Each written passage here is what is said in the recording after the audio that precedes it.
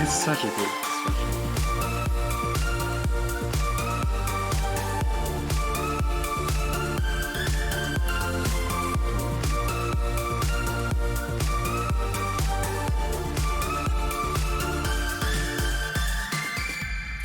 It'll be fine.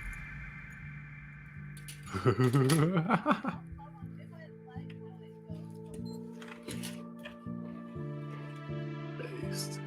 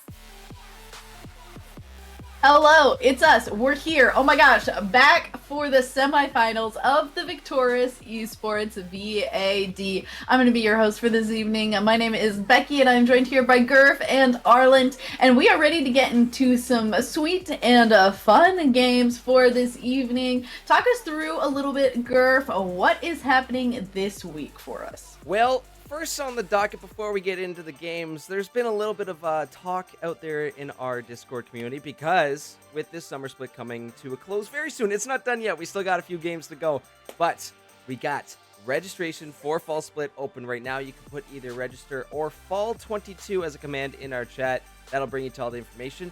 Also, a couple tournaments in the near future, July 31st and August 6th. So if you are interested in joining up on that, use code TOURNAMENT in our chat, and that's my my duty for the owners. Shout out to Flip Trick Bondi. Hey, how's it going, guys?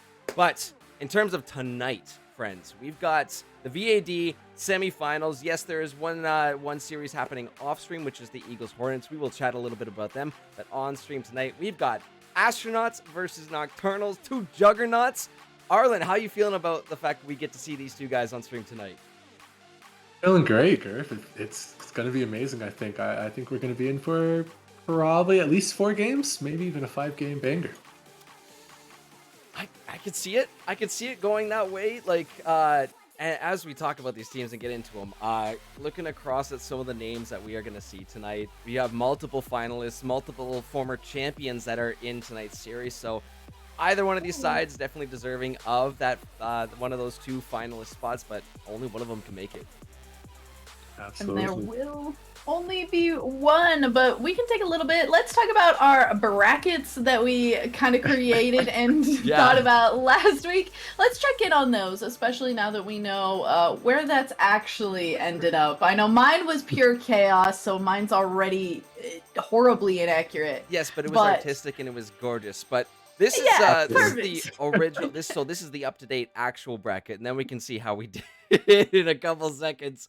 But so far, I mean, we were pretty close, I think, with some of our predictions here.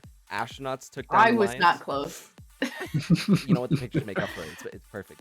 You put a Heimerdinger on it. How can I not be biased That's towards true. it? Exactly. Thank you. At least somebody thinks. But I definitely thought that the Phantoms were going to do a little bit stronger in this 3-game series against Nocturnals, but that is the only one that went to 3. Is there anything else that surprises you about this this kind of spread, Arland? Not particularly. Maybe just the fact that Spartans weren't able to put as much of the fight up as we thought, but we did cast those games, so we kind of did see what they were doing. I expected them to take at least 1 game off of the Eagles. Everything else kind of falls within expectations. Maybe the fact that the Phantoms didn't beat out the Nocturnals is kind of eye-raising to me, but at the same time, like, they're both really good teams, so I'm not too surprised at it.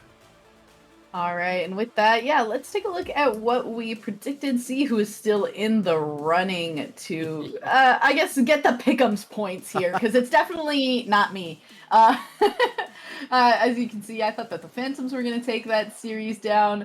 Oh, I did get Hornets right. Okay, see, I got 1. Oh, I did Astronauts right, too. Okay, so, we're not too bad, but I did go for the chaos of thinking that Spartans were going to do a little bit better in that series, but I already, yeah, as you mentioned, we did cast it last week, so knew that that wasn't quite going to be the case, and there's no way that the teams that I think could possibly end up in the finals are going to end up in the finals because Phantoms are out of it. So now we get to take a look at Gurf's. Tell us what you're thinking, Gurf. Yeah, I've been around for a few of these draft splits, and you know what? It's looking good. A couple of scores I didn't get right. I did think Lions were going to be able to at least take a game off Astronauts, but I mean, across the board there, I was pretty on point with what we were going to see this week. So I'm looking good so far.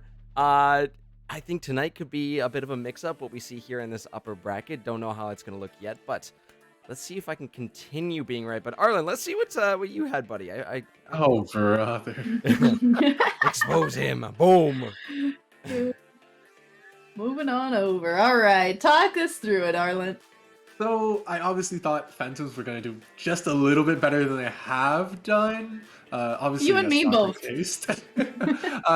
The lower bracket's looking a lot better. I think the Eagles have what it takes to beat out the Hornets, but of course, Oh. it's going to be a grueling matchup, and I think we'll be able to keep everyone updated as it goes on tonight. But I think it's going to be also a grueling 5 game banger. But I know that this upper bracket one hopefully is going to be at least 4 games.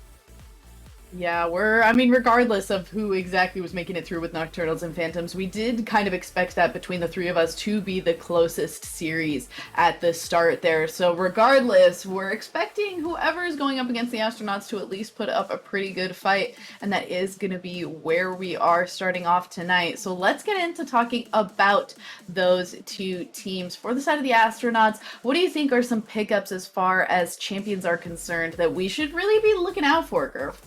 I mean, my eyes are going to be on these two players I've talked about a ton this split so far. Melly G and Defoe have been in this league for quite a long time.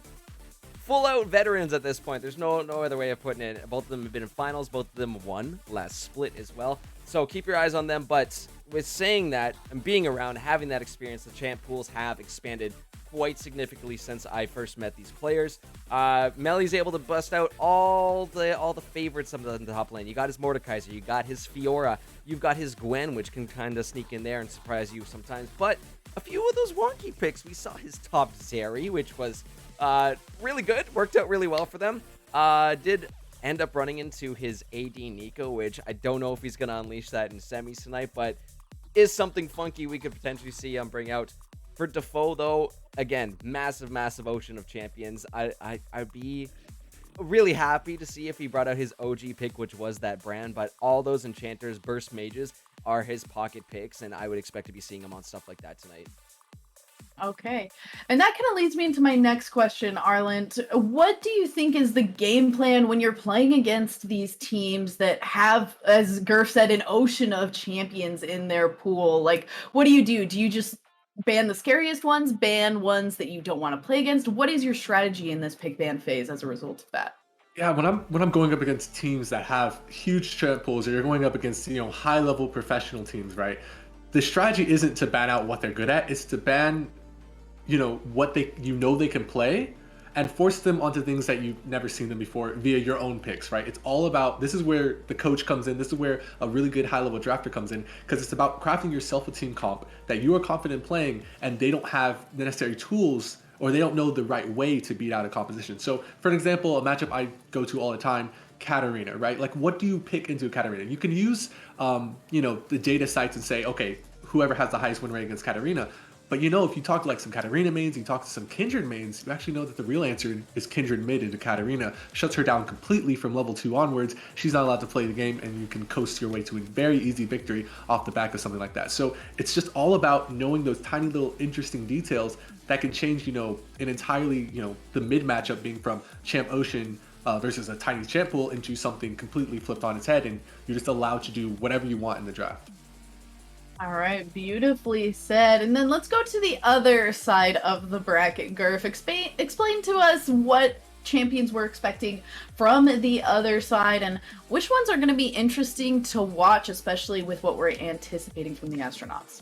I mean, same could be said about these Nocturnal squads as well, too. You do have a former champ or two on there. Well, at least a couple finals, too. RNG. Someone who was my former teammate back on the Outlaws last summer when we won the whole thing. With their actual roster tonight, there has been a couple switch-ups. Napquan is unfortunately unable to make it tonight, so they have Thunder McBusters coming in to fill as a sub, heading to the mid lane, where Renji was. I know, fantastic name.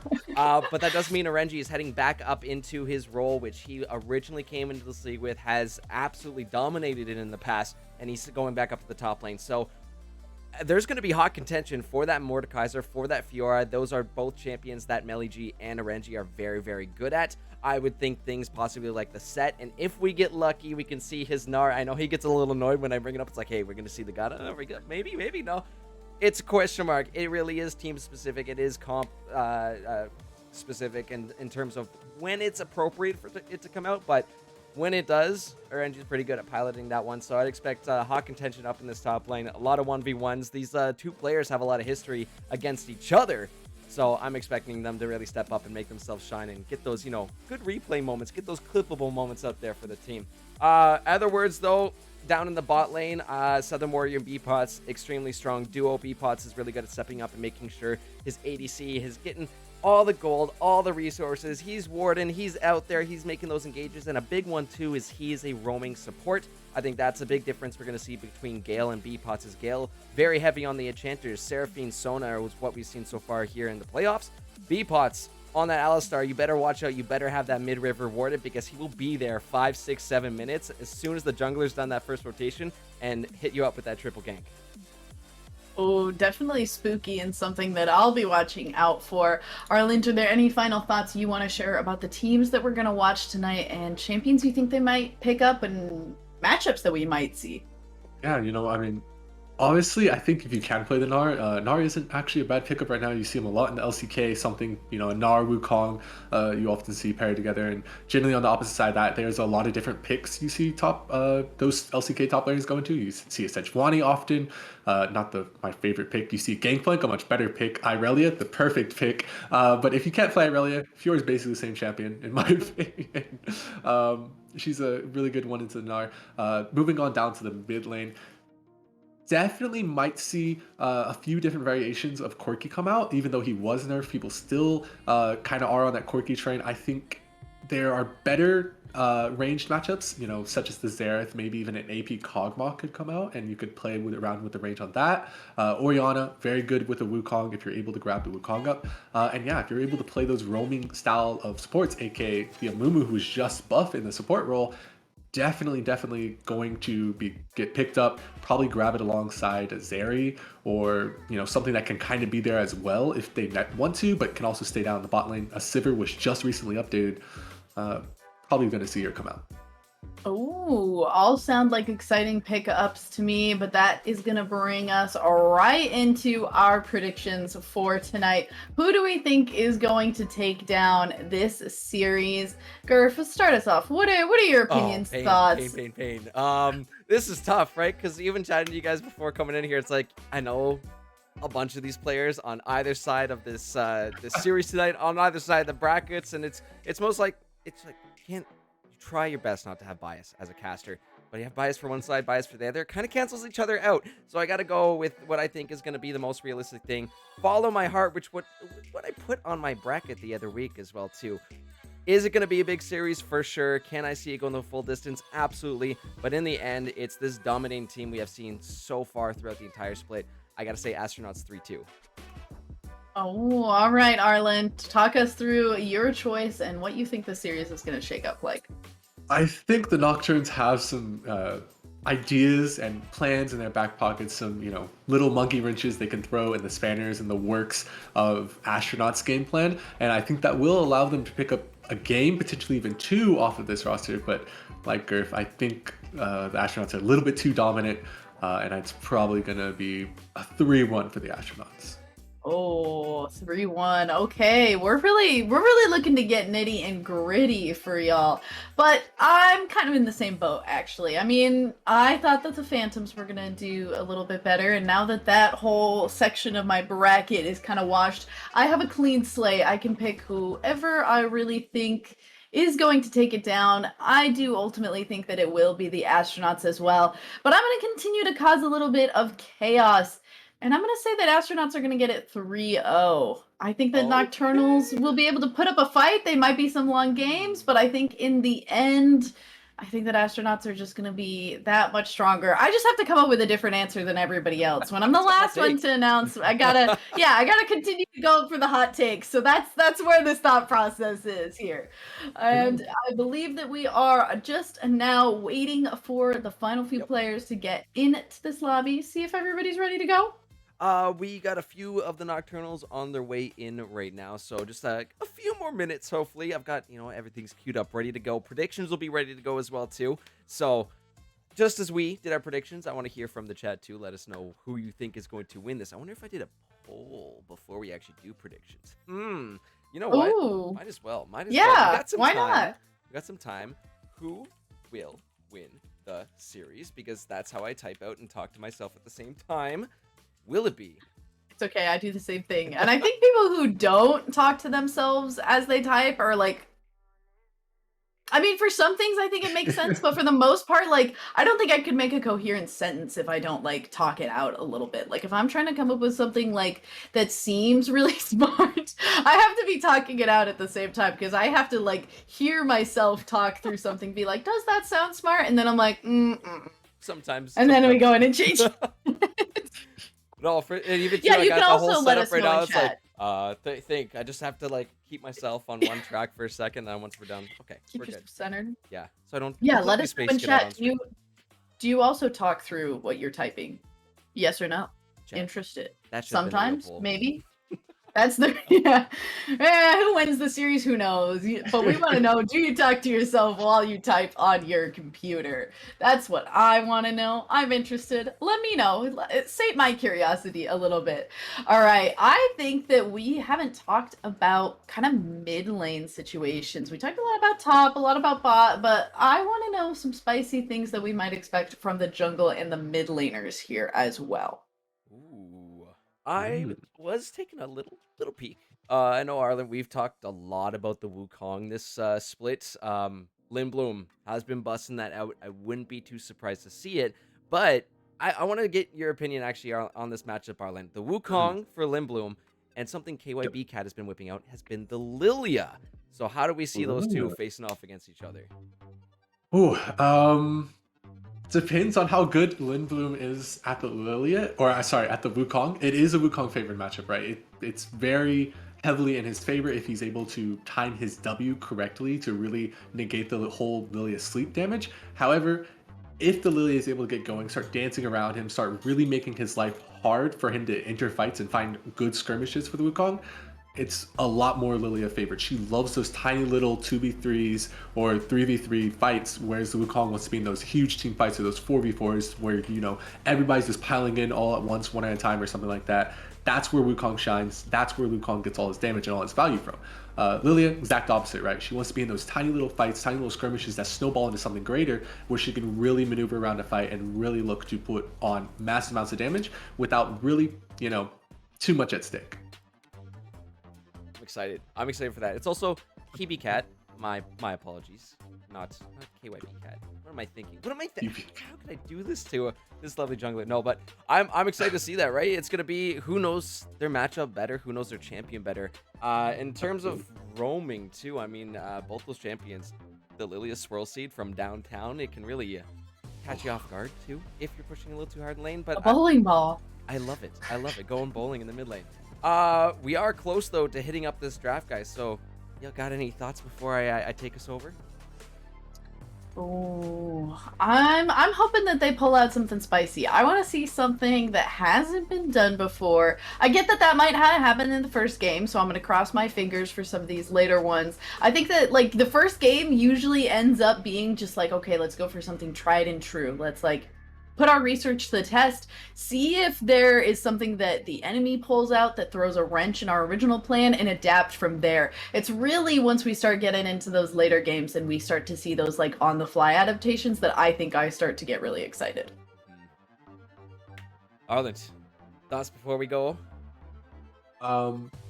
Pick Poppy, pick Talia. Those are my pieces of advice. Trust me, you'll win a lot of games. Awesome. Star Guardian skins, go! Oh, true. Yes. Yeah. Which ones got the new Star Guardian? Akali was one, right? Who else? Talia, Akali, Nyla, Kaisa, Sona, Echo. I don't remember the last one. Oh, Echo got one too. That's great. That's fantastic. Echo got one. No, the Echo one is really cool too. And he's getting a Prestige one. Oh, dude, it looks so sick. It's so cool. I love it. I'll basically all the Star Guardian skins I'm excited for. And I may or may not have shed tears over the Zyra Khan story. So that's where I'm at. Big fan of the Star Guardians and the story that's happening. If you haven't read it, check it out. But Gurf has given me the R, which means that the teams have given me the R, which means it is my time to leave and for y'all to take your place on the Rift with the teams.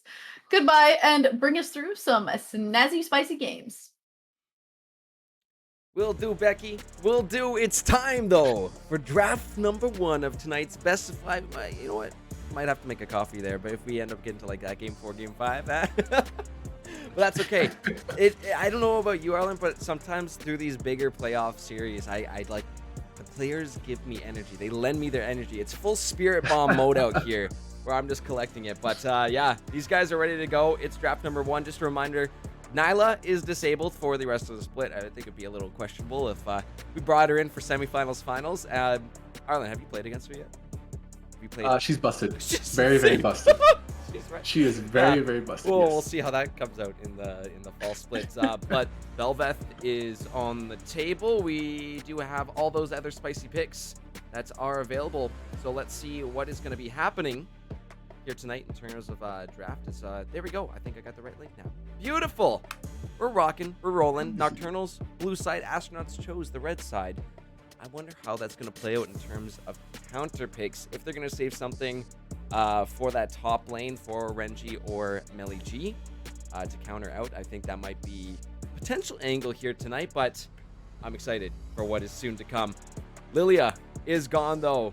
The Kale, interesting enough, going to be banned out, and so is the new Sivir.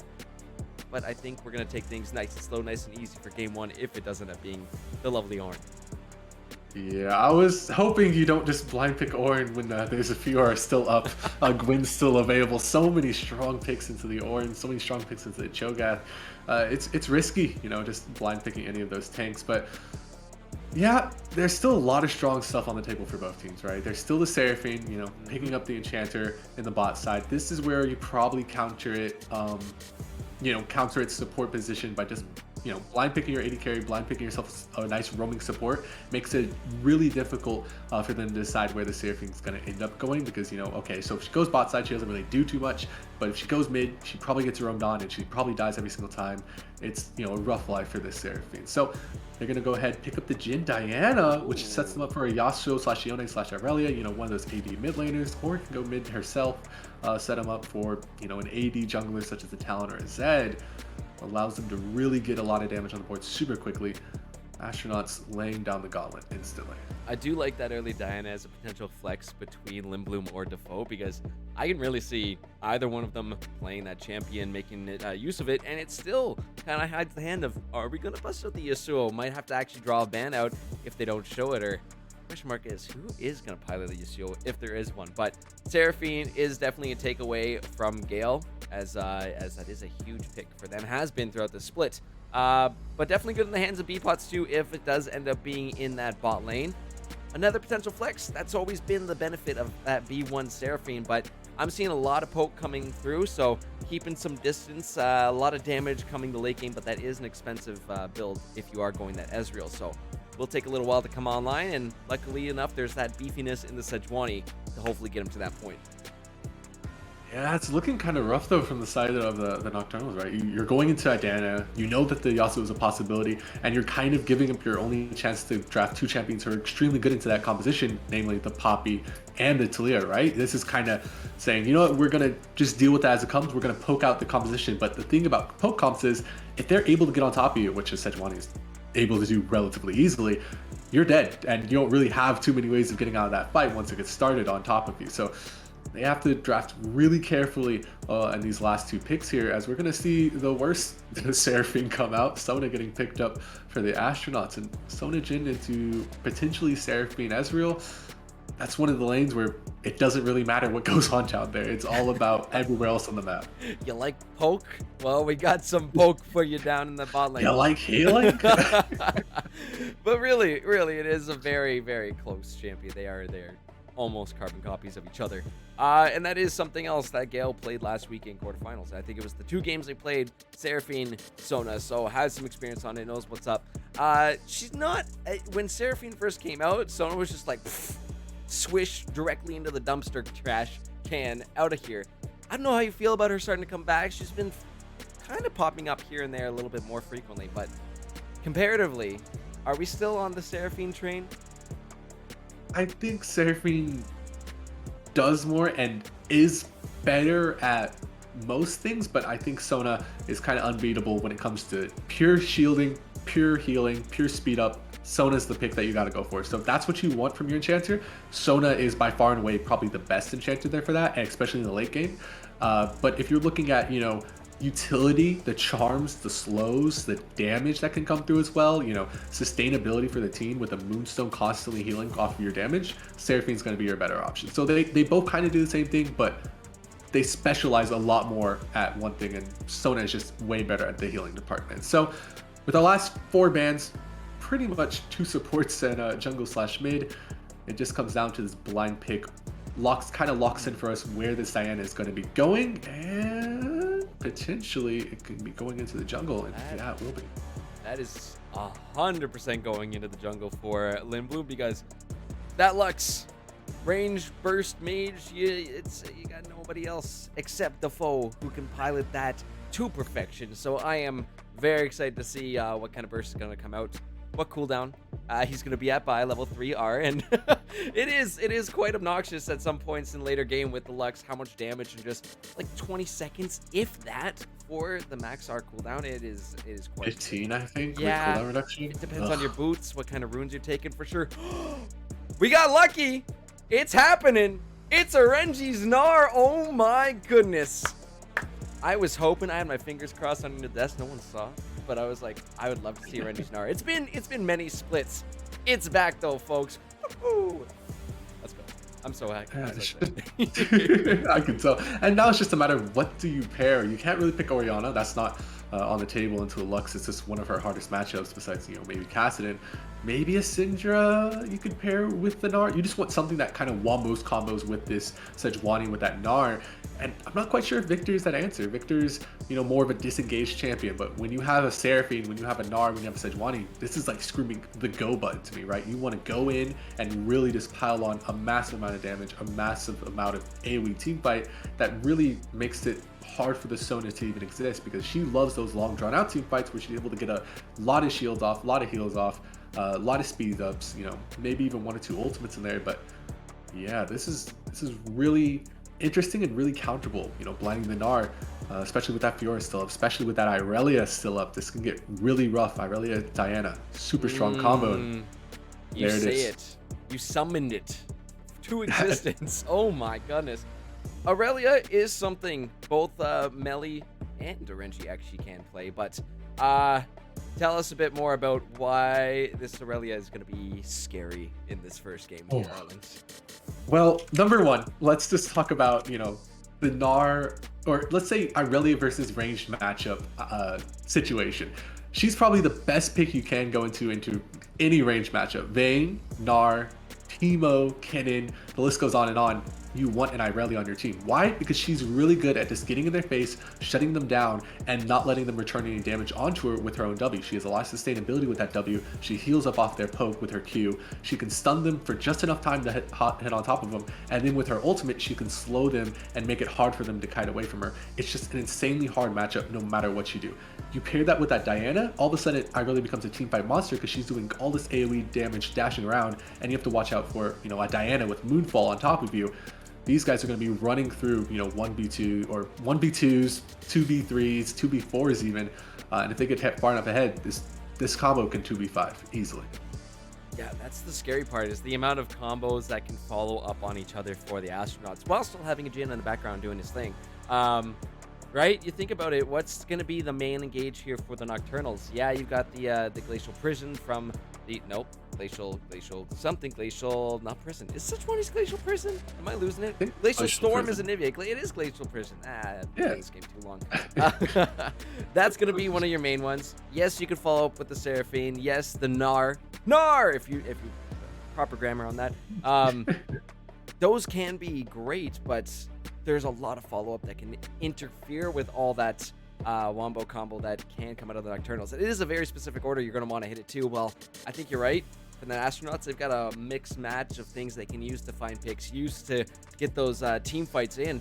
And being on red side too, slightly advantageous for those first early dragons.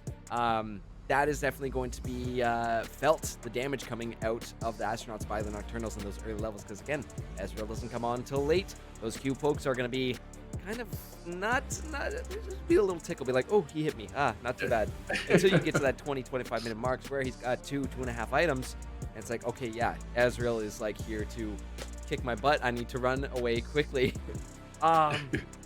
Victor into Lux could be a potential angle. I think that does depend on the individual players here.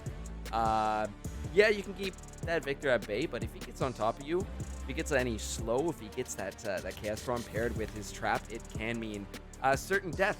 So I think we might see some fun 1v1s in the mid lane. I don't know how they're going to look quite yet, though, Arlen. What do you think? Yeah, like you said, if Victor is able to get in range of Lux, it's a pretty hard one matchup for Victor. He has a lot of instant burst damage, and then, you know, with his slow, with his Chaos Storm, Lux finds it super hard to play the matchup. She's going to have to flash 10 times out of 10, right? And yeah, it's just super...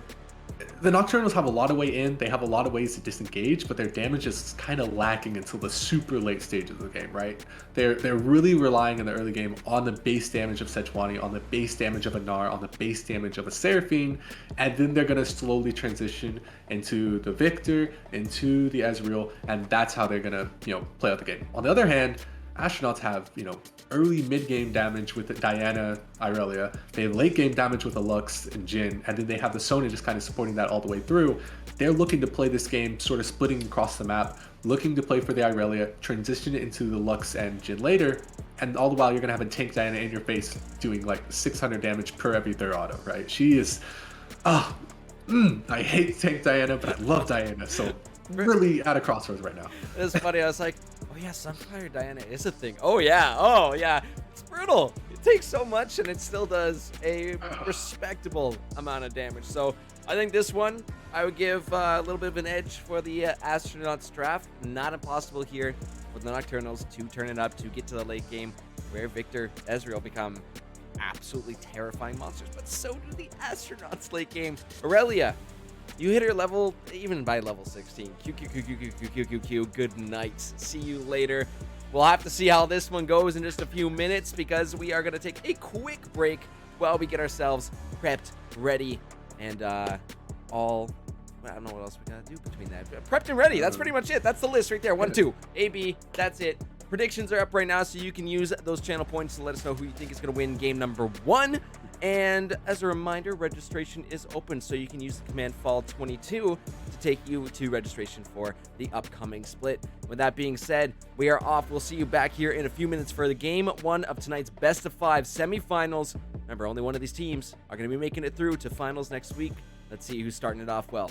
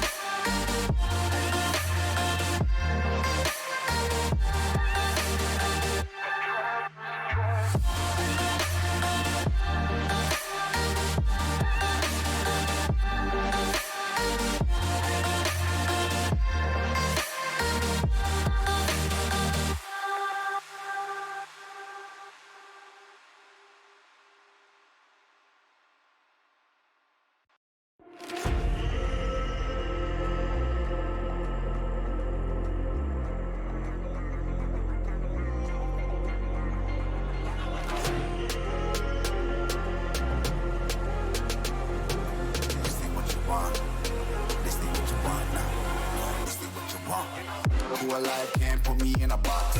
I redefine any definition you got. I am the tiger, I'm making steps to the top. The flames, I whip it up, you just gotta hand me the rock. Take a seat, you cannot stand it. All I know, the flow harder than a scotch bunny. Don't try study me, you cannot manage. This ain't what you want, bitch, I'm a fucking phenomenon.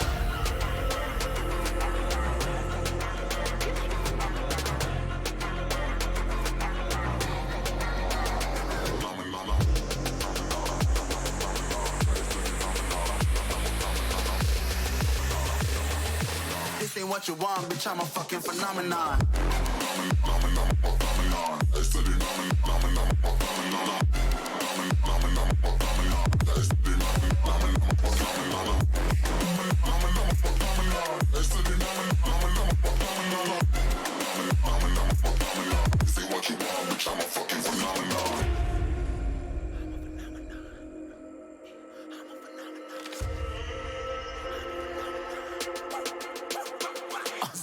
Yeah, you better listen. I'm bringing heat. You'll be a fan when I start rapping. Way I'll have your fucking head spinning. I'm known as spit vicious. Release bombs and go tick tick.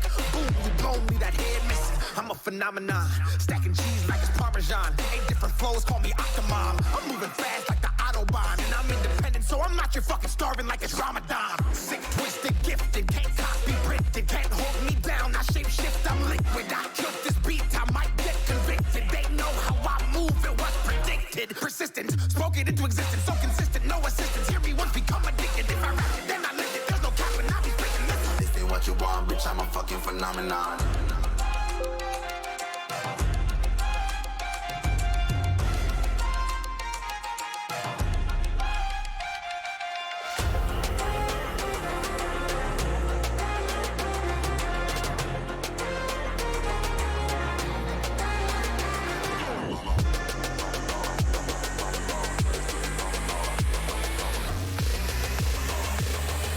This ain't what you want, bitch, I'm a fucking phenomenon.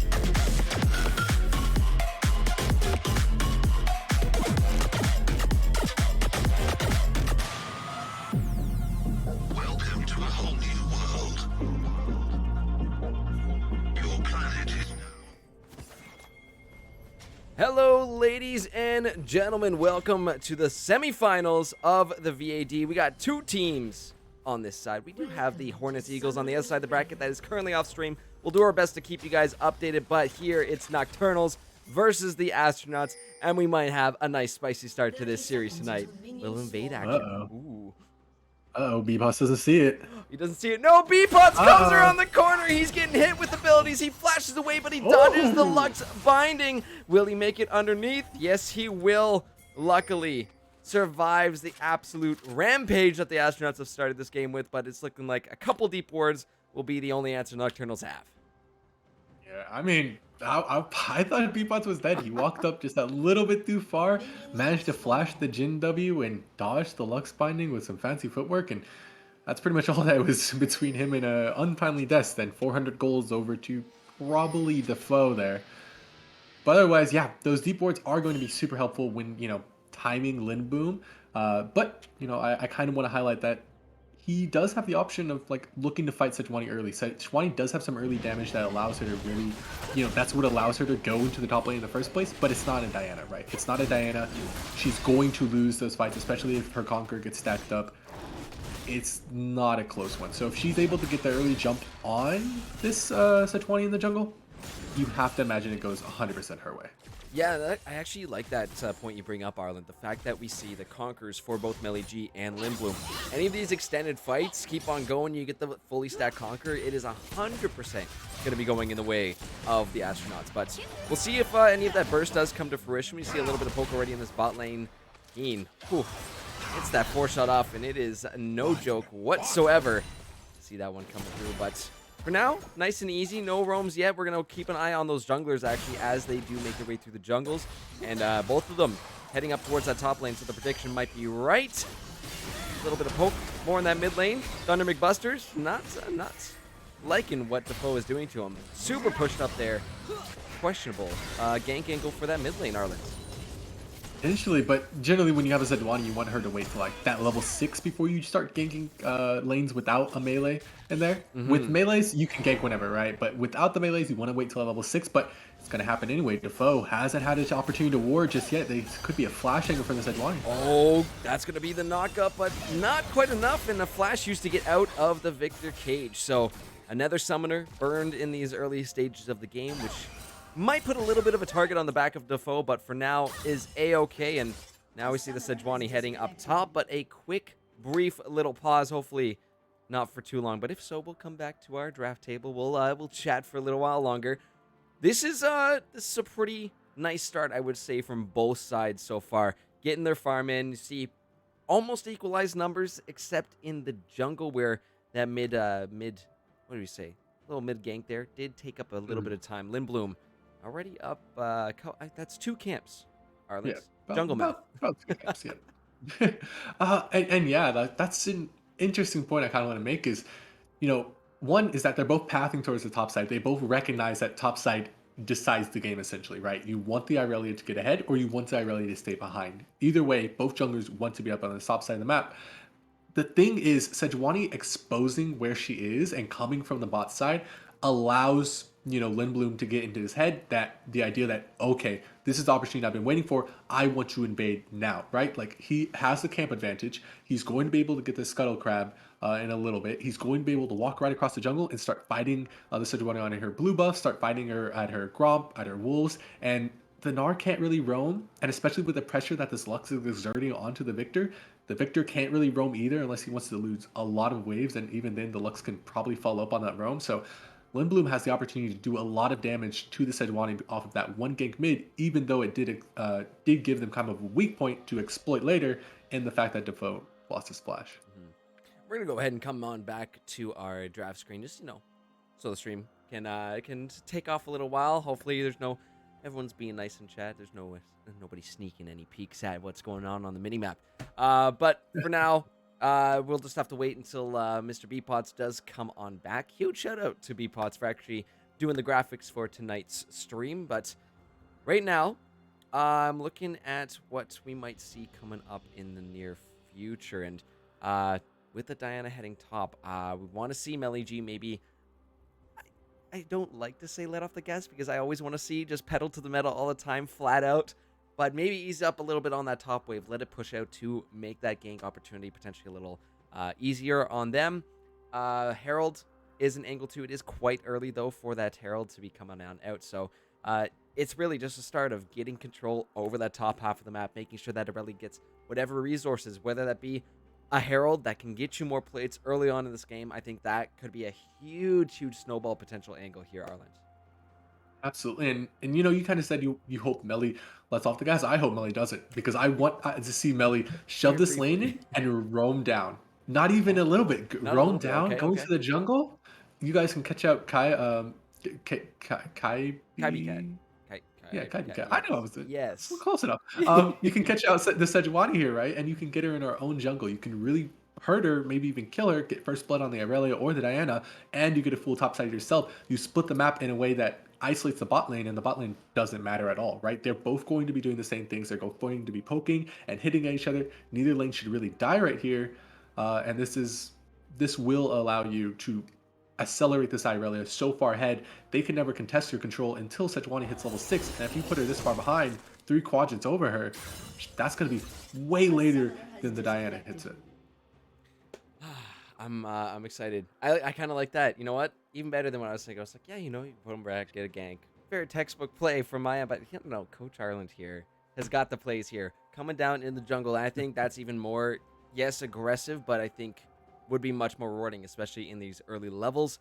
Victor could potentially rotate on over. Yes, that cage could be potentially influential, but you got Defoe. He's level 3 now. He's got all his abilities. Could just throw some ease over the wall, too. That is super helpful with the amount of burst it can do. And I think you're right. The amount of CC that can be coming out of both Melly G and Lindblom is going to be significant.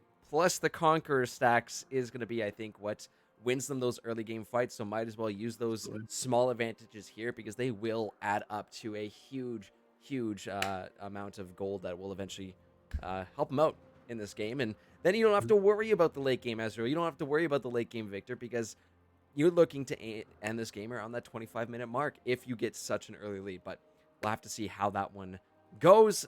Still no update here from the players in terms of what we are seeing. But, router is being reset right now, so hopefully going to be back soon. Arland, I think we are getting the ready, so we'll, of course, have the game come back for a couple seconds, have our weird 15-second pause where it's kind of in, it's kind of not, and yeah, we'll hop on back to the Rift once it's going. But I think we've got some ideas for what we could see here up in the top half of the map. Haven't talked too much about this bot side because it is pretty straightforward from what we said in draft 2, which is they're looking to poke, they're looking to heal. Whoever's got the most poke and the most heal, we'll see how that one goes. But we are coming back here to the game, so let's head on back to the Rift here, Arland, and see if the routers will hold out for tonight. Or poor B bots there. Oh my. Hopefully. Yeah. But yeah, you see right there, look, Lindblom warded that blue buff. She knows that Sejuani is going to be there very soon. That's a very smart play. Pick up this Rift Scuttle, either smite it or just burst it down really quickly. Diana has a lot of ways to deal with the Rift Scuttle very quickly. The Rift Scuttle very quickly. And then with Melly G shoving in this top lane, he doesn't have anything to worry about. This could be an opportunity for them to get a little bit of invade off. But very smart play from Thunder to back off to be there for his jungler. But he just backs to that crucial moment. This is very smart, very textbook invade. You love to see it. This is what you want Melly G here for. Defoe realizing that his mid laner isn't in lane. He's not going to teleport yet. This could be very bad for Kai. Oh, there we go. Making the initiation. Kibi Cat does dash on out of there. But Arland, you called the play like a minute or two ahead of when it came through, and I love to see this aggression. No letting up on the gas. Full stop. There we go. But back up to the top lane they go, and that is the jungle essentially taken by Lindblom in the face of Kibi Cat. So not much you can really do about that. We see, quite a few exchanges in this bot lane. A couple of really low health bars there for Keen and Gale. And for now, we'll have to keep our eyes on who's going to get first blood because nobody's died yet, Arland. Nobody's died yet, but there are a lot of advantages. 400 gold already over. That's basically first blood over to the side of the astronauts, and that's exactly what you want to see. Now, after, this Krugs gets taken, I want to see Lindblom instantly reset, sprint towards the bot side, buy boots, plus whatever, item you're going to be looking for. Grab that scuttle up. Do not let Sejuani get even a glimpse back into this game. If you're doing your jungle tracking correctly, you know that Sejuani is going to be angling for that Rift Scuttle, angling for the early vision, and all that fun stuff. That's exactly what you want to be looking for. But Melly is getting really low, getting hit by a stun. He's getting a little spicy though. But back into Mininar, Renji has the range on him, getting the stacks. One more might be able to do it. Hidden in vision, into the bush they go. One more auto to pick up first blood, and that's the Renji Nar flashing his level 7 mastery. It's Nocturnals first on the board. That's really bad for the Irelia. It's not unwinnable. This matchup is still very Irelia favored, but with that kind of pressure that you just lost, the game plan's out the window. You can no longer consistently three camp Kaibi Cat in this, They said Wani's going to be allowing herself to get back into the game, going to catch up to Lindblom, even though there is a level difference at the current moment, and Lindblom will hit 6 off of this next camp, I do believe. It's still going to be a rough one. Thunder Mix Buster is getting traded on super aggressively, and Nara is going to be going probably for the Triforce, I have to think, especially with the most recent Divine Center Nurse. I think it's his best option. Yeah, I think we might be seeing that in not the so far future. For now though, this dragon is starting to get set up in the next few minutes. We'll see that coming in just a little bit, but it's already been started. Yeah, this is just getting sneaked up. Really not a huge loss in these early levels, but again, that's the advantage you're going to have as the astronauts on this red side, is that if you have that advantage, if you know this jungle is completely clear of vision, might as well walk up, get those objectives, get those advantages, get the gold, because objectives do in fact, Arlen, from my time of playing this game, win these games over time. So let's see it. The first mountain is down. We have got ourselves a cloud coming up next. So any predictions on what our soul is going to be this game? Well, probably the best streak you could hope for is Hextech. What we might see, more than likely, an Ocean. I think that one happens more frequently than Hextech, but Defoe... Oh my goodness, Final Spark takes him all the way back to the base. Defoe, though, was quite low, caught in that Chaos Storm. Does end up being the 1-for-1, but damn, that is already scary coming in from this Lux. Man, it's so scary, man. And even though he got killed by the Chaos Storm, the fact that he can do that on repeat without Kaibi Cat being there, that's what I'm scared about. But look at that, Kaibi Cat losing more of his jungle. He was able to sneak the Raptors of the Diana, and I think this is where, you know, the jungle experience comes in on the side of Lindblom. The fact that he's able to take these camps, he's gonna sneak out with a vision play. Absolutely beautiful stuff. Gonna rock away from Thunder McBusters here, as Melee G on the top side is also playing a very dangerous game as well. They just briefly saw him. Definitely knew he was in in their jungler. But that is just so fantastic to see. Just those sneaky little plays walking on in, and it's paying off. You see the CS differential between these two junglers. The gold difference already starting to creep up there. If the scoreboard wouldn't, you know, freak out on me every now and then. But hey, we're working with what we got. That's a lot of gold going to be coming back for this next back on the Diana. So love to see that already with the blasting wand. Diana is going to be hurting in these next upcoming games. Absolutely, and now what I want to see from Kaibi Cat, well, you're level 6, you can't play the farming game against the Diana. You cannot do this, you will lose, you're already down a lot of CS, you have to look for ganks, you can't be looking for counter jungling, and this is what I want. Keep focusing down that mid lane, keep going for the opportunities, look for him whenever he ults off of cooldown like this, go top side, flip the matchup for your top laner, and, you know, even as I say that, this is the ultimate. And Melee G is trading super aggressively on RNG. Oh, there's so many trades going on across the map. Up in the top lane, Melee G getting low once again. RNG flashes the mastery before he even gets the kill. In the mid lane, we had some exchanges too. Lindblom's down in the bot lane, caught out by the Jin W. This is absolute insanity. They just decide, hey, you know what? Every lane needs action right here, right now. But another kill for RNG's Gnar. I'm thinking we see the Sheen. I think Divine Thunder is going to be what's coming out on him.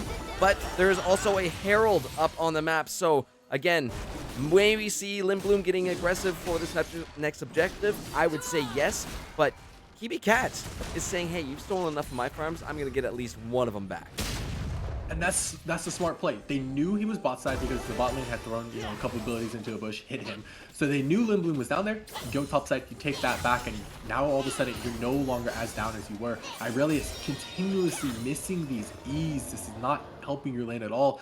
Needs to be a lot better at landing those if he wants to flip this matchup back into his favor, because right now those 2 kills may have just, you know, lost the lead that they were so desperately looking for, at least up in the top lane. Oh my goodness, flashing forward for the auto, finishes off the Victor with that Lux passive ability. Lovely stuff. Again, a little reminder, if you hit someone with an ability on the Lux, your next auto is going to do empowered damage. And yeah, just had enough, but that final spark again is just blowing my mind how much damage it can do. Defoe finds himself another kill in the mid lane. This Lux is getting bigger, but so is the Nard. Mentioning that RNG once again. It is going to be a little scary if this trend continues. So don't know if you put those investments up into the top lane and try and get that Aurelia back on par with the Snar. or if you're saying, hey, should we go for another angle? Should we look to put our resources in Defoe, keep getting the Lux big? What's the play here, Arland? It's a rough play to go double invest into the Defoe, right? And here's why I say that.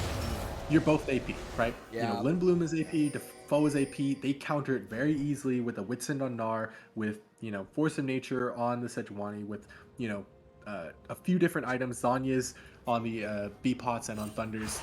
It's just a hard thing to really go for, as we do see the angle come in though, and he has ultimate, no flash. Oh, Thunder McBuster has absolutely nowhere to go on this one. Pulled back in by the Moonfall, and see you later, Defoe. Third kill on the board. This does tie up both these teams, now 3-3. And the gold lead, really insignificant at this point. Only 300 gold up for the Astronauts. So this one, pretty damn close so far. See Lindblom. Oh my goodness, Lindblom. Are they sneaking up? They did not. They go back, they wait for him to back, and the Herald is going to be the play. I really like this though, Arlen. I like it a lot too, because, you know, he doesn't think they're going to be going for it. He didn't see them, so they're going to use the advantage they have topside. RNG's going to walk down, start hitting it. This is going to be a very nice Herald, going to put it into this Gnar, continue to push this investment, and I like it a lot. Very nice rotation coming out from B-Pots, but what did they give up on the bot side? They give up 2 Drakes, so it's going to be whatever soul we have next. Hopefully Hextech, because that is probably the best soul in the game right now, but you know, you're always hoping for a nice, strong Ocean. Infernal is probably the worst, because really neither of these teams is like requiring extra damage. It's just more, you know, survivability and stats. Like, oh my gosh, he stole it. See, I was playing the cameras, Arlen. I was prepared for. I was like, he might. I was watching. I was go like, for the steal. It would have been awesome if they got it, but no. Second Drake goes on over to the Astronauts. Top turret is going to be taken though. By the Nocturnals with the help of Shelly there. RNG going to walk it in, see if they can get a second charge here, which would be absolutely massive, but down to 15 HP. Yeah, that one's done. However, Lindblom might finally be punished for his sins. We'll see if he can escape out of this one. Trying to dash. Will go for the flash over the wall. Makes it out of the Chaos Storm, and that's a huge final spark from Defoe. Takes half of B-Pot's health, but still on the run. RNG still poking away at Melee G up in the top lane. Cage will slow Defoe, but not able to catch him. They make it out, and Lindblom is sinning, but somehow being okay, making it out and getting that gold. I mean, when you're playing Diana, when you're playing Poppy, you have to sin. It feels good to be the bad guy. Speaking of being a bad guy, RNG is really getting caught out here, but a very nice stun there. Ooh, misses the ultimate. Just as he comes out of Mega, back into Mini.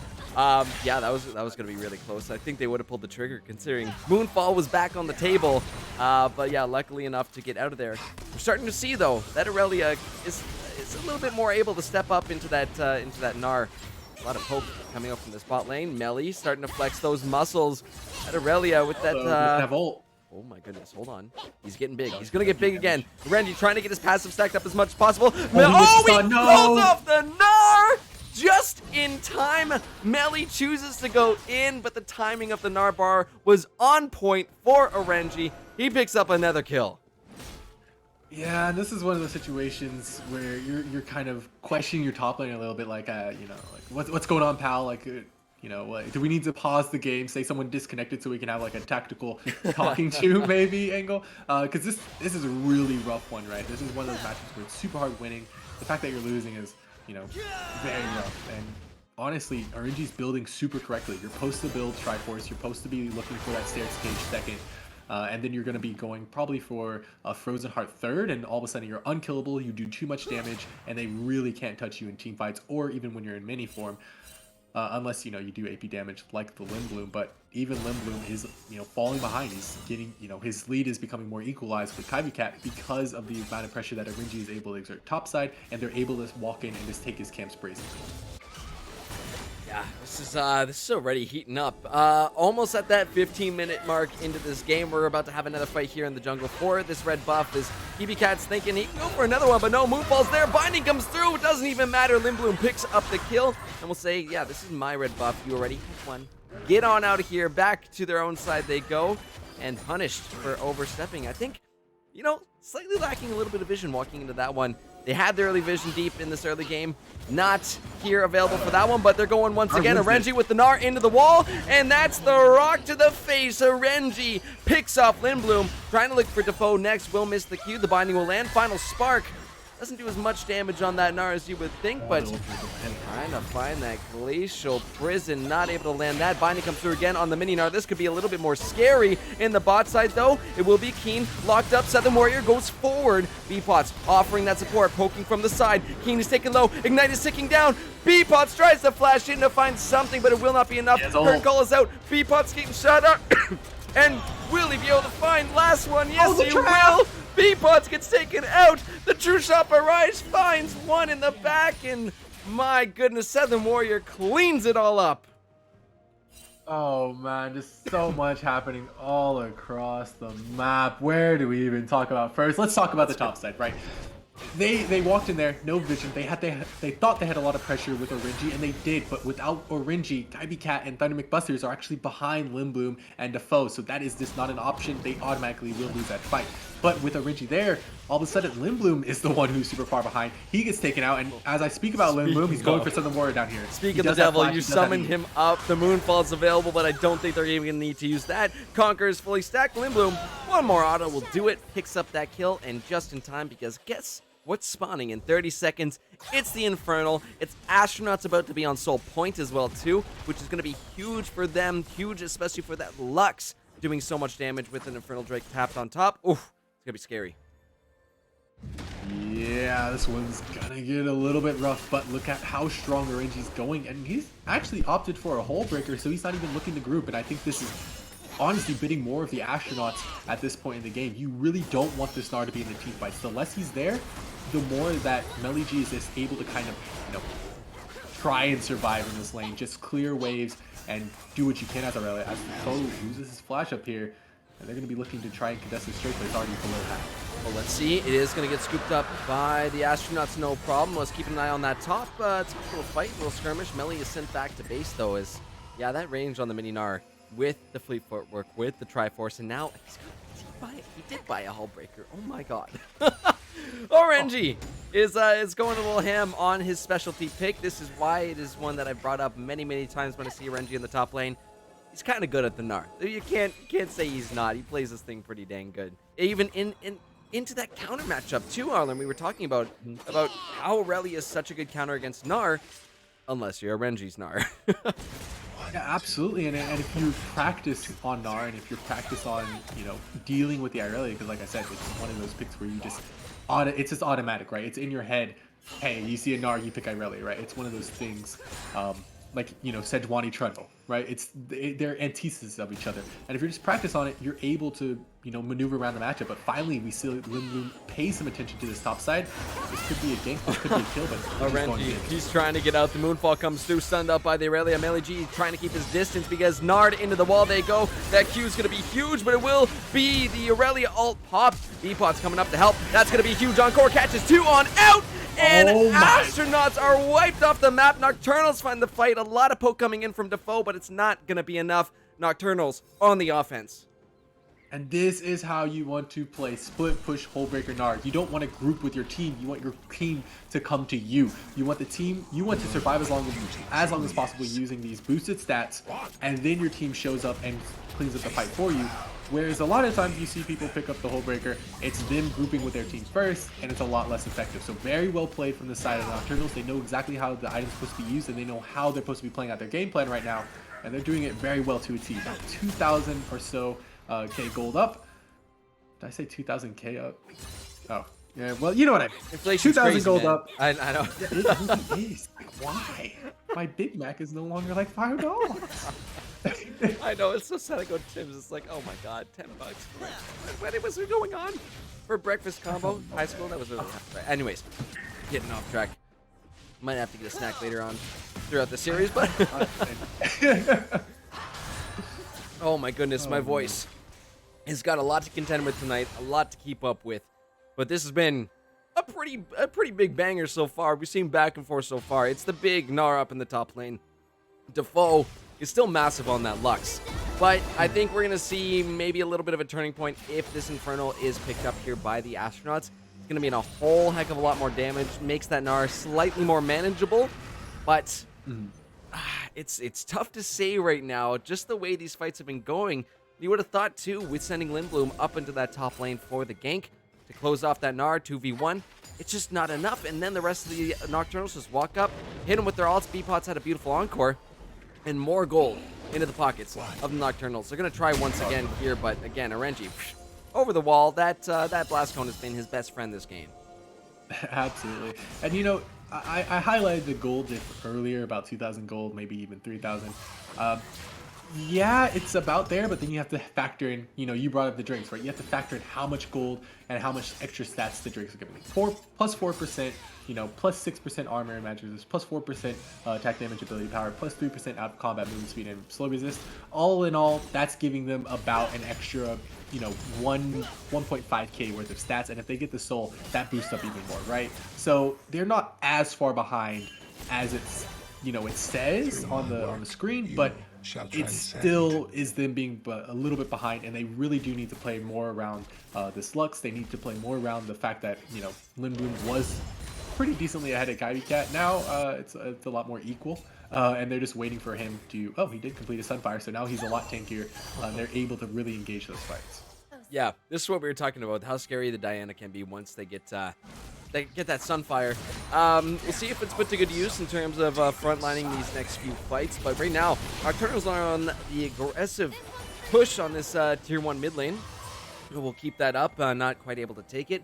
Focus, though, is on this next Infernal. 30 seconds till it's up. This will be soul for the side of the Astronauts, but you see Renji still on a bit of a split push. Those Qs, those damage, those autos doing a significant amount here to MELI-G, and he's just kind of shredding apart this turret. So the question mark, where are they going to go? Where the Astronauts got to head? They could lose 2 inhibs. If the Astronauts all group for this Drake here, yeah, they're going to drop the Rift Herald. I think the right move is to walk down with the Rift Herald, give up the Drake, give up the soul, but you can take 2 inhibs, especially if Renji keeps pressuring topside here, but he's going to be teleporting down. They do see the flanking, and they're just going to be going for the Drake. Renji comes in, the answer from MELI-G is going to be here as well too. No Mega Gnar, yeah, he's a tiny little Gnar. Dragon's getting lower, locked on down. That's going to be a huge Victor Alpha Thunder McBusters does find MELI-G. Final Spark comes through from Defoe in the back line. Nocturnal still on the front of this one, but they did lose that Infernal. The Astronauts have secured Soul, so they've got the damage. Lindblom is getting low. Keen trying to offer any support, trying to fire those shots, pops the heal. The 4 shots huge, able to take down PB Cat. Sun Warrior is duking it out, ADC versus ADC, and they will walk to their separate sides of the map. Absolute chaos here around the Dragon Arlant. Absolutely, and one thing I want to highlight is MELI-G's sacrifice probably saved him the game there. He teleported in and immediately got hit by PB Cat's Glacial Prison, and I think if it had been able... Uh-oh, Keen, what are you doing? You can't back there.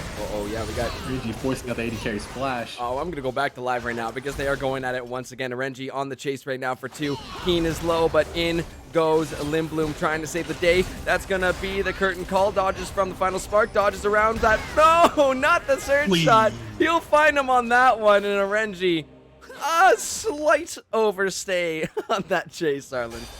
Just a little bit of an over chase, but like I was saying, MELI-G's sacrifice probably saved him the game. It blocked... No damage. Feels bad. But it blocked the Sejuani from, like, you know, bursting out Lindblom, you know, stunning him, you know, disrupting his ability to press, you know, that D key. Even though it doesn't get stopped by CC, it's just one of those things, you know, where you get hit by CC, you just kind of stop moving yourself because you're planning out what you're next going to do. But, yeah. Really just kind of helped him secure that Drake. Really nice Seraphine ultimate over the top as well. And my oh, he lived nearly with 1 4 shot HP, thunder. Arland. 4! Maybe even lower. Oh my goodness. Oh, Hey! Keen. Shut through That was the a high. spicy meat bump. And 2 flames. Sorry, no. We'll get DMCA'd if we go too far on that one. But yeah, that's just snipes. That's just poked. And being forced out of their own jungle, Nocturnals, while they were on the forefront of this one, they are still up a couple gate gold. They are down a Victor right now, and that means Astronauts are making the call to go for this Baron Arlen. This is my call, but you have to be ready to turn immediately, and I think you have to turn on the B-Pots. He's alone, he's a Seraphine, you have to make the move. Oh, It's gonna be 4-man encore, though. It's going to be Oh. answered by the Sona ult. In the back is Keen trying to fire off that damage. Gale quite low as well, too, taken down by the Baron, but look at the Aurelia going. Huge ult for dead. them. Lindblom is deep and soaking up so much damage. It's only Southern Warrior left. Good night. The shutdown comes through, and Astronauts are turning this one around, taking the Baron next, and I don't think there's going to be too much Thunder McBusters can do about this one. I don't think there's anything they can do about it. Maybe you can walk in and throw down a Chaos Storm, but That is 100% the Astronauts Baron, and they have been dominating this game through the bot side pretty much. And even though, top lane, did a little bit of sprinting, it's been okay because really Gnar hasn't been able to really affect these team fights. And I think it's because, just a little bit in how they're approaching these team fights. They're having Gnar tank up too much damage in mini, and then when he gets Mega, it's just hard for him to top in. He gets shut down so quickly with all the CC, with all the lockdown coming through from Defoe, coming through from Gale. We are getting to that point, though, in this game where levels are starting to become, not quite yet irrelevant. I don't want to say that because they're never irrelevant, but the builds are coming through. The damage is starting to show really from both sides here, regardless of which players we're looking at. Southern Warrior now sitting on that Manamune, almost fully stacked, but has the Triforce completed as well, too. Is starting to hit a little bit harder. Even in those fights, we saw Southern Warrior getting a little bit more confident, getting a little bit more aggressive, but still not fully at the point where we're going to see the big Ezreal damage. Give it another 5 minutes, and that's what we're going to see. When we see that that item fully stacked up, it's going to be quite significant to deal with. But the poke is huge. Orenji is still in the face of Melee G and not letting up whatsoever. And next on the docket is going to be that Elder Drake 2 minutes away. That's a huge objective for either one of these teams because we've seen how close these fights are. We've seen these two going at it the entire first game. Melee G versus Orenji. We'll get the stacks. That will be the Aurelia ult. Popped on out Vanguard. Edge by... he can win this. Do remember. But yeah, could win this. Could potentially win this. Is he going to go for it? But hasn't been winning it yet. He might be able to. He does have Keen in the area. But this is kind of one of the issues. I haven't seen them use this Baron at all. It's just been kind of a stopping Baron. It's just been kind of an equalizing Baron, right? They haven't taken any turrets besides just one in the bot side. And just now, the objective bounties coming through for the side of the Nocturnals. But, it's not quite... I think they changed objective bounties recently. I'm pretty sure they did in this last update. Yeah. Yeah, it no longer pops at like 5k, now it pops at a much lower 3k, and then it goes away at a much lower, 1k, where it used to only go away once it was fully utilized. Oh my god. Oh my goodness. Oh, B-Pots! Get down, Mr. President, he says for his ADC. Flashes to take that Jin shot, which was 100% certain death.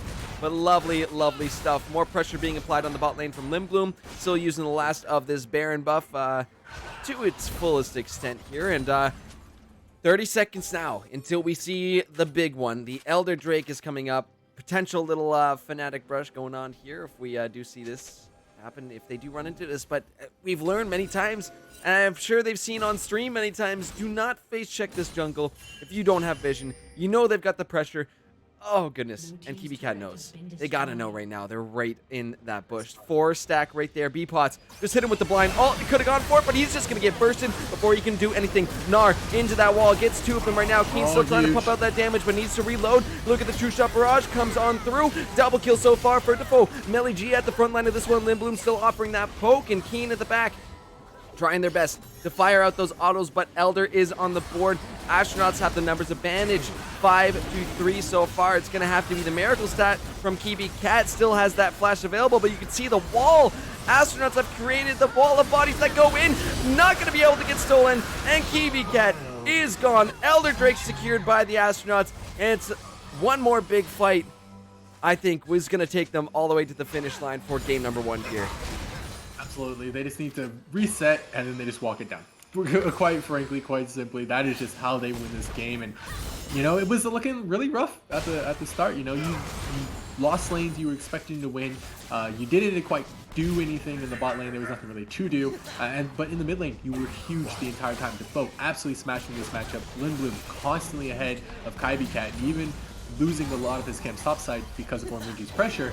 The fact that he was able to stay relevant in this game means that they're going to be able to pick up all those early Drakes and then just snowball that in for grabbing up an Elder, and now they can just use his look in the game because now Melee G can effectively trade back to damage. Oh, and is he trading right now? Bernard into the wall just on time, tries to get out, but a turret shot will take him. Tries to go for the split, but a little bit of support there from B-Pots will make sure that does not happen whatsoever. The rest of the Astronauts will back off of this mid lane for now.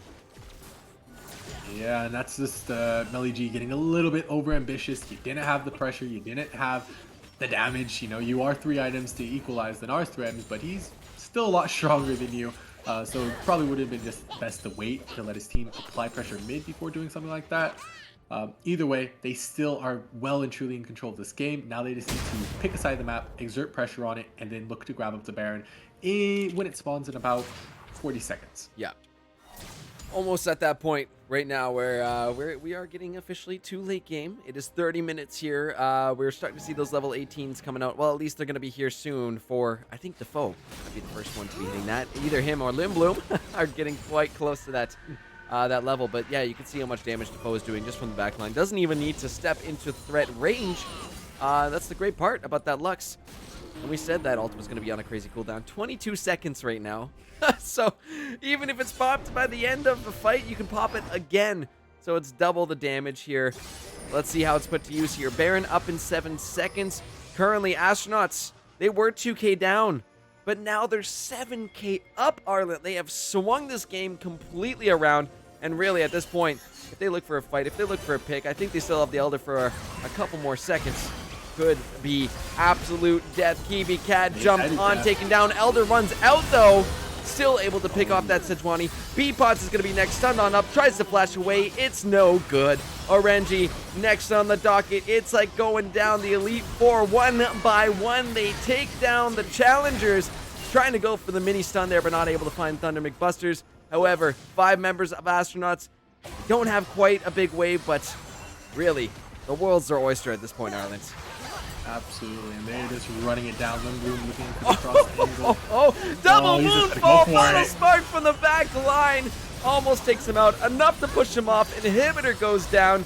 I have to get some water after this game because it's been an absolute banger. Both these Nexus turrets are going down one by one. So do the final members of the Nocturnals. Astronauts gonna clean up game number 1.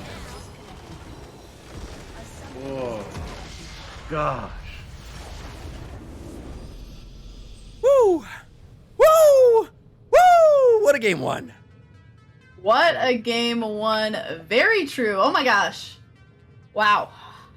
Do y'all want to break down the end of that match? Cause That was wild. That was what a absolutely wild. turnaround. Absolutely. They turned on the gas. They played through bot side, right? Like bot side was hugely irrelevant, but it was good for one thing.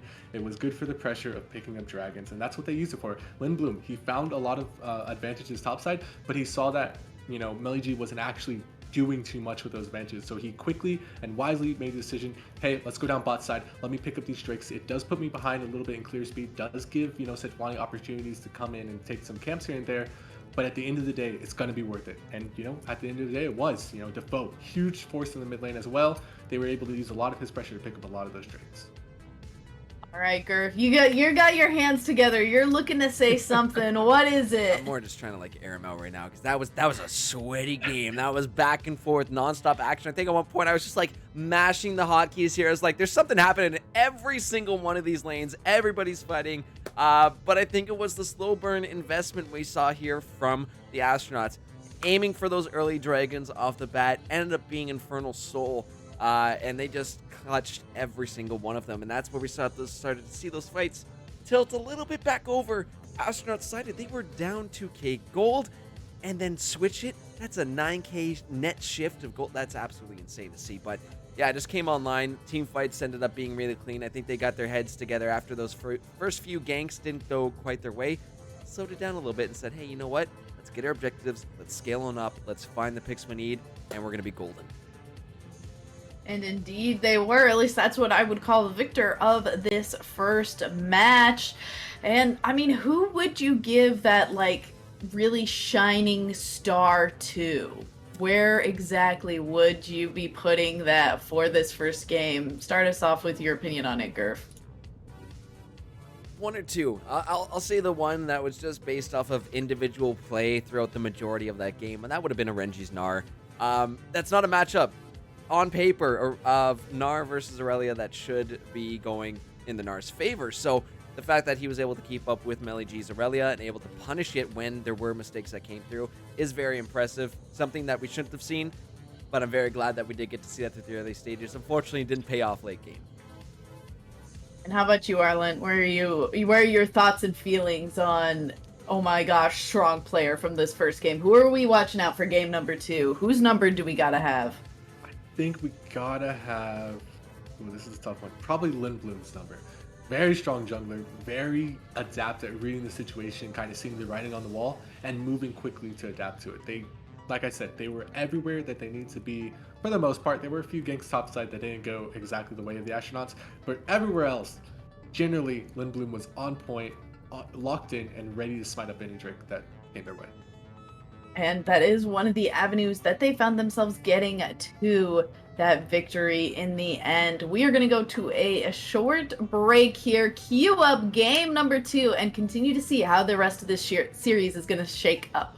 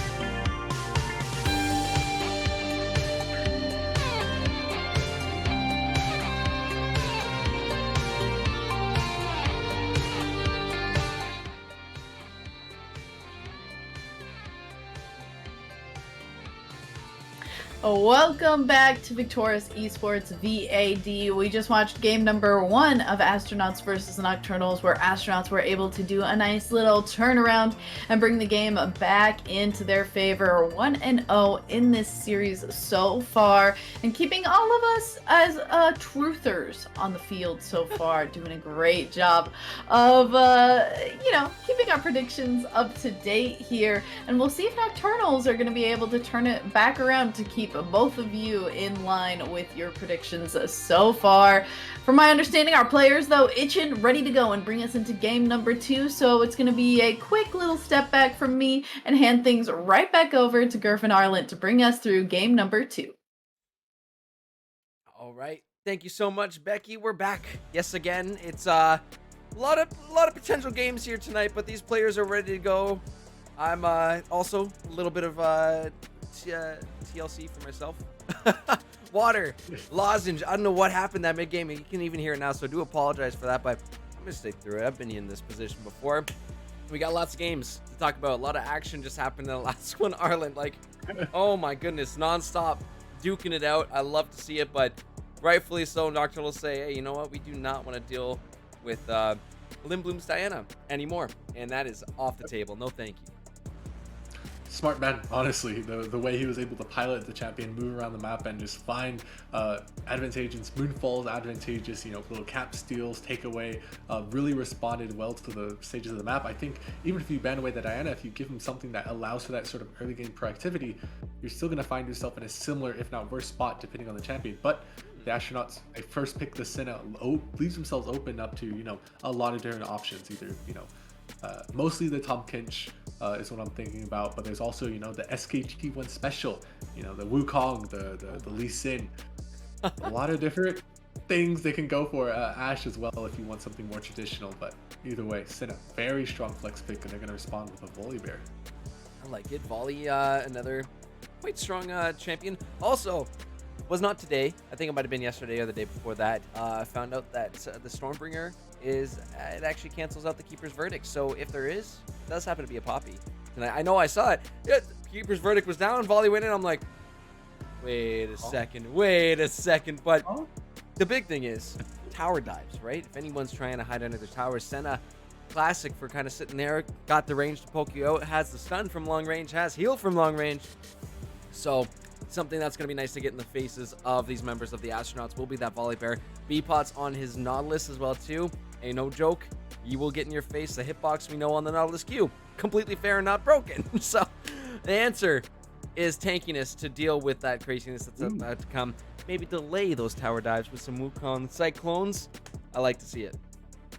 Interesting pick with the Orin, and this kind of leaves yourself open to, anything in the top lane. Camille, Akali, Tryndamere, Aatrox, Irelia, Fiora, Gwen, Gnar.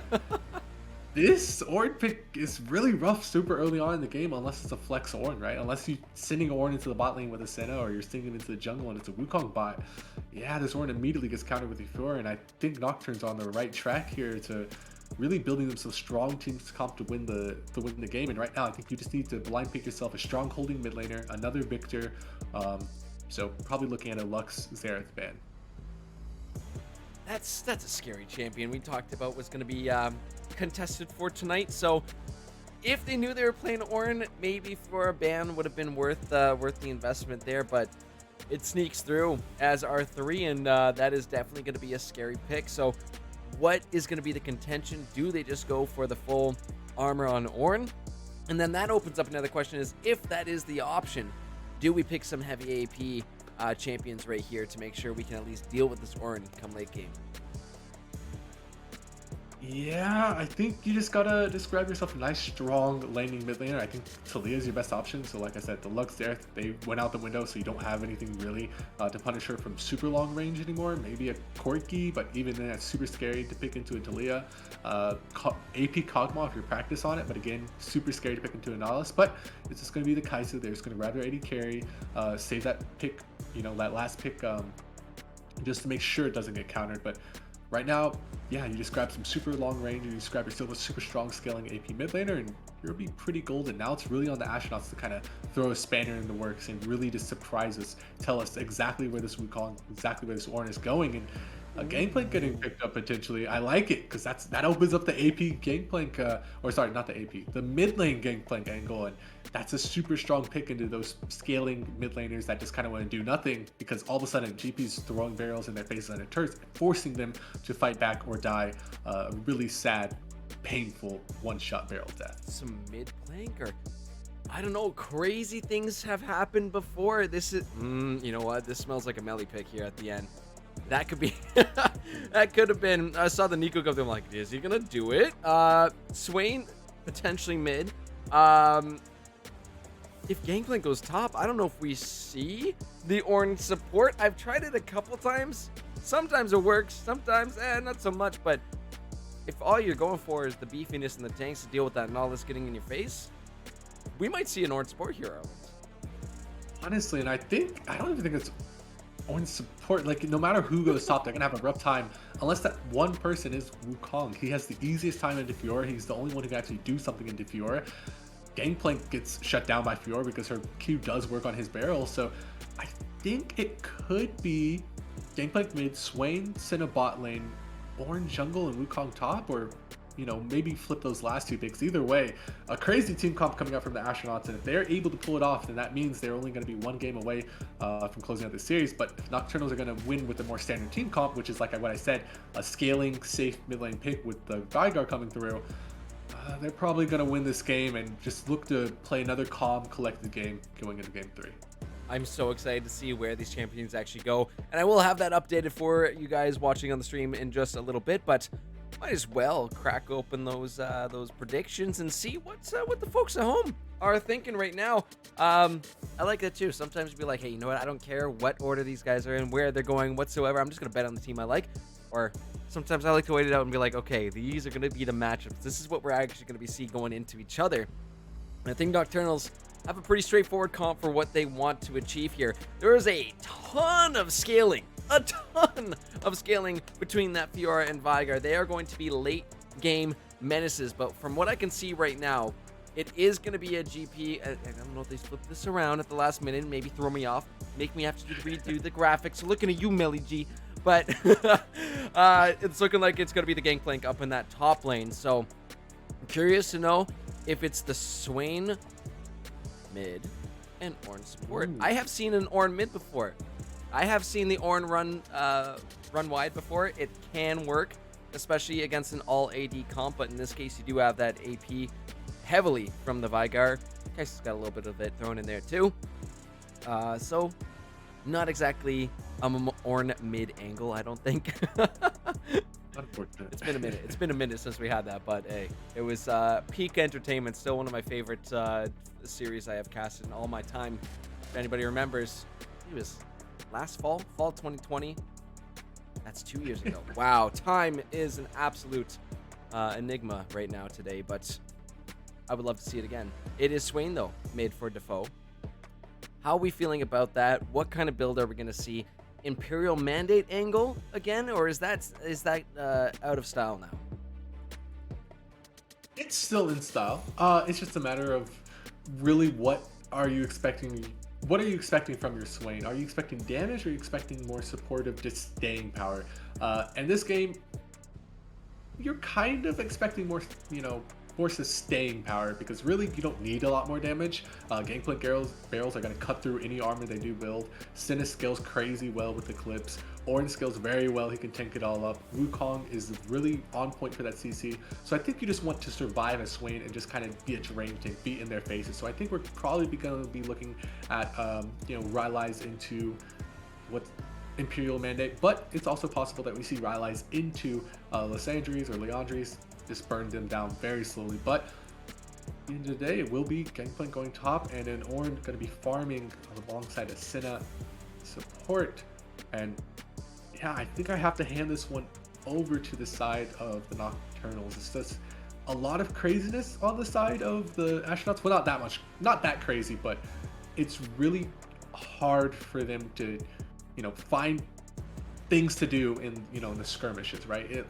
You want to skirmish with the Wukong, but it's not as easy for them to skirmish because the Kaisa can be there whenever she wants. Nautilus is really good at finding those picks as well, if not better than the Orin. Fiora is just going to win top side if she's able to get ahead and parry the barrels really well. Volibear is just looking to dive over walls, and Vigar is, of course, Vigar. Super hard to shut him down no matter what you do. So really rough comp coming through from the Astronauts, but they're able to play it with this kind of craziness thrown in the draft, and they're going to probably win game 3 and close this out in a three-game series. Yeah, it's going to be interesting to see how they kind of do this because, well, they have both sides got scaling. I say it takes a little while longer for Nocturnal scaling to truly come online. While for champs like the Gangplank, dependent on the Senna, right? It's really going to come down to how fast are you getting those stacks for yourself. And even for Ornn, it's not level 18, it's level 13, 14 where he starts to get those augments. There's going to be a brief window there where that scaling power is slightly advantageous for the Astronauts. And that's where they really got to hit their mark, really. I've used this pedal to the metal. Right down, bottom out, let's go. That's where they got to find their mark. That's where they got to go in and choose those fights. Because they got to know RNG is going to be looking for the split push at some point as this game gets going. That is just classic Fiora plays. Once you get ahead, if you leave them alone, your turrets are going to disappear. Unless you send those resources all the way up top again. If Nocturnals know that's going to happen, if they know there are numbers going up top, they need to be thinking the objective game this time around. Dragons, that Infernal Dragon soul specifically, is what got us to the end of that last game 1. I think over time that Infernal did so much damage. I wish we had the stats, the data. We don't have those kind of apps around here, but hey, it's okay. We hypothesize. We do our best. Hypothesize. Words. We do words. Fast words talk, do think esports. Let's go. Game number 2 about to come up. One of the pivotal for many of those out there who predict that game 2 is the decider for these best of 5s. We'll see if that's true. Get those predictions in. Arland, let's go get ourselves mentally prepared. I say us, mostly me. You're golden. I'm here which way, all the way over there. We'll see you back on the riff for game 2.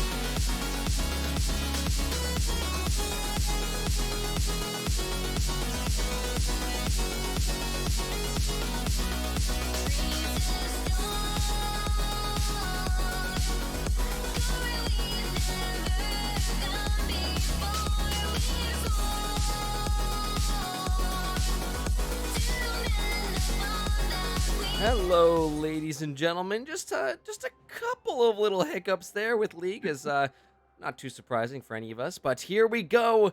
Game number 2 here of the VAD semifinals. We have got the Astronauts on the blue side this time, Nocturnals on the red, and we were expecting something spicy, expecting, you know what? You see the Nautilus come up, you gotta be getting a little aggressive. And these two teams, I think they want it. They are going for it. And boom, the fight has started. The stuns are coming out. The hooks are there. Limbloom is getting low. Orange's on the chase. Gale might be the target, and Southern Warrior picks up first blood for their side. And my goodness, are they going to go for more? B-Pots finds another hook. Keen flashes over the wall. That's a lot of resources burned there. Nocturnal's definitely going to be feeling good after that one. And I mean, that's just exactly what you want to do when you have a Nocturne on your team. And when you have so much early game power, you have Gaibiket on the Volley Bear, offering a lot of damage with the E and a huge shield for themselves. And his pass is not too shabby in a fight either. And even Vigard is picking up stats, tossing out Qs, tossing out Ws, whatever he chooses to start first, more than likely the Q. That hits 2 targets every single time. So a lot of early damage coming through from this composition. And the only way to really stop it is, you know, just the foe tossing out an E and getting multi-man pull. But just like we saw, Gale already, the Ornn getting beat up. And that's going to be a deficit that I might be able to exploit for the rest of the game. Yeah, but, I mean, ADC picking up first blood, that is just incredible to have on the Kaisa. Going to be a great start for them. Don't know if they're going to go for that early back or, you know, take those first couple of waves, get themselves established in lane first before they get going. Eye's going to be up on this top lane as well, too, as these two top laners have been duking it out pretty much this entire series so far. So I've been loving to see the action up there, but 2 minutes in this game, we have already gotten treated with an early first blood, which is lovely to see. I'm sure we're in for a lot more, as it just seemed like fight after fight after fight last game. I don't know if these two team comps, we're going to be seeing the same kind of action, Arlen, but up in the top lane, they're already trying to go for a Melee G. Trying for the triple barrel, not quite able to. Those vitals going to be targeted right now. Renji going in quite ham. Another vital right there on the side is available, but he just flashes him. The little penguin says, hey, how do you do?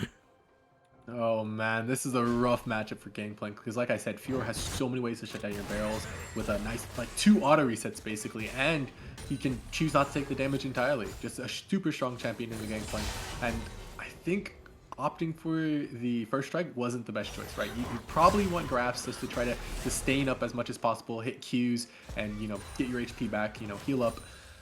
Makes the matchup so much more bearable, but either way, really rough stuff coming up from LG, really good stuff coming out from Renji, and right now he's just been kind of winning this top matchup as the heal comes out from Southern Warrior and B-Buds. Goodness, yeah, Keen kind of got to auto for free there. Southern Warrior stepping up to get some farm, but that's the punishment you will receive. Melee G kind of standing still, looking for the barrels, but Kibi Cat is up here already, does not have the ultimate available. It is very early into this game, but enough to threaten him off this wave. Put that Gangplank behind. You can see the CS already doubled for Renji. It is only 7.5 would be double technically if you're doing math here, but it is definitely going to be a nice little start in that top lane as well for that Fiora to have that pressure, knowing that Kibi Cat is going to be threatening that Gangplank. You got to be careful. You got to make sure your river is nice and warded up before you start to make those plays.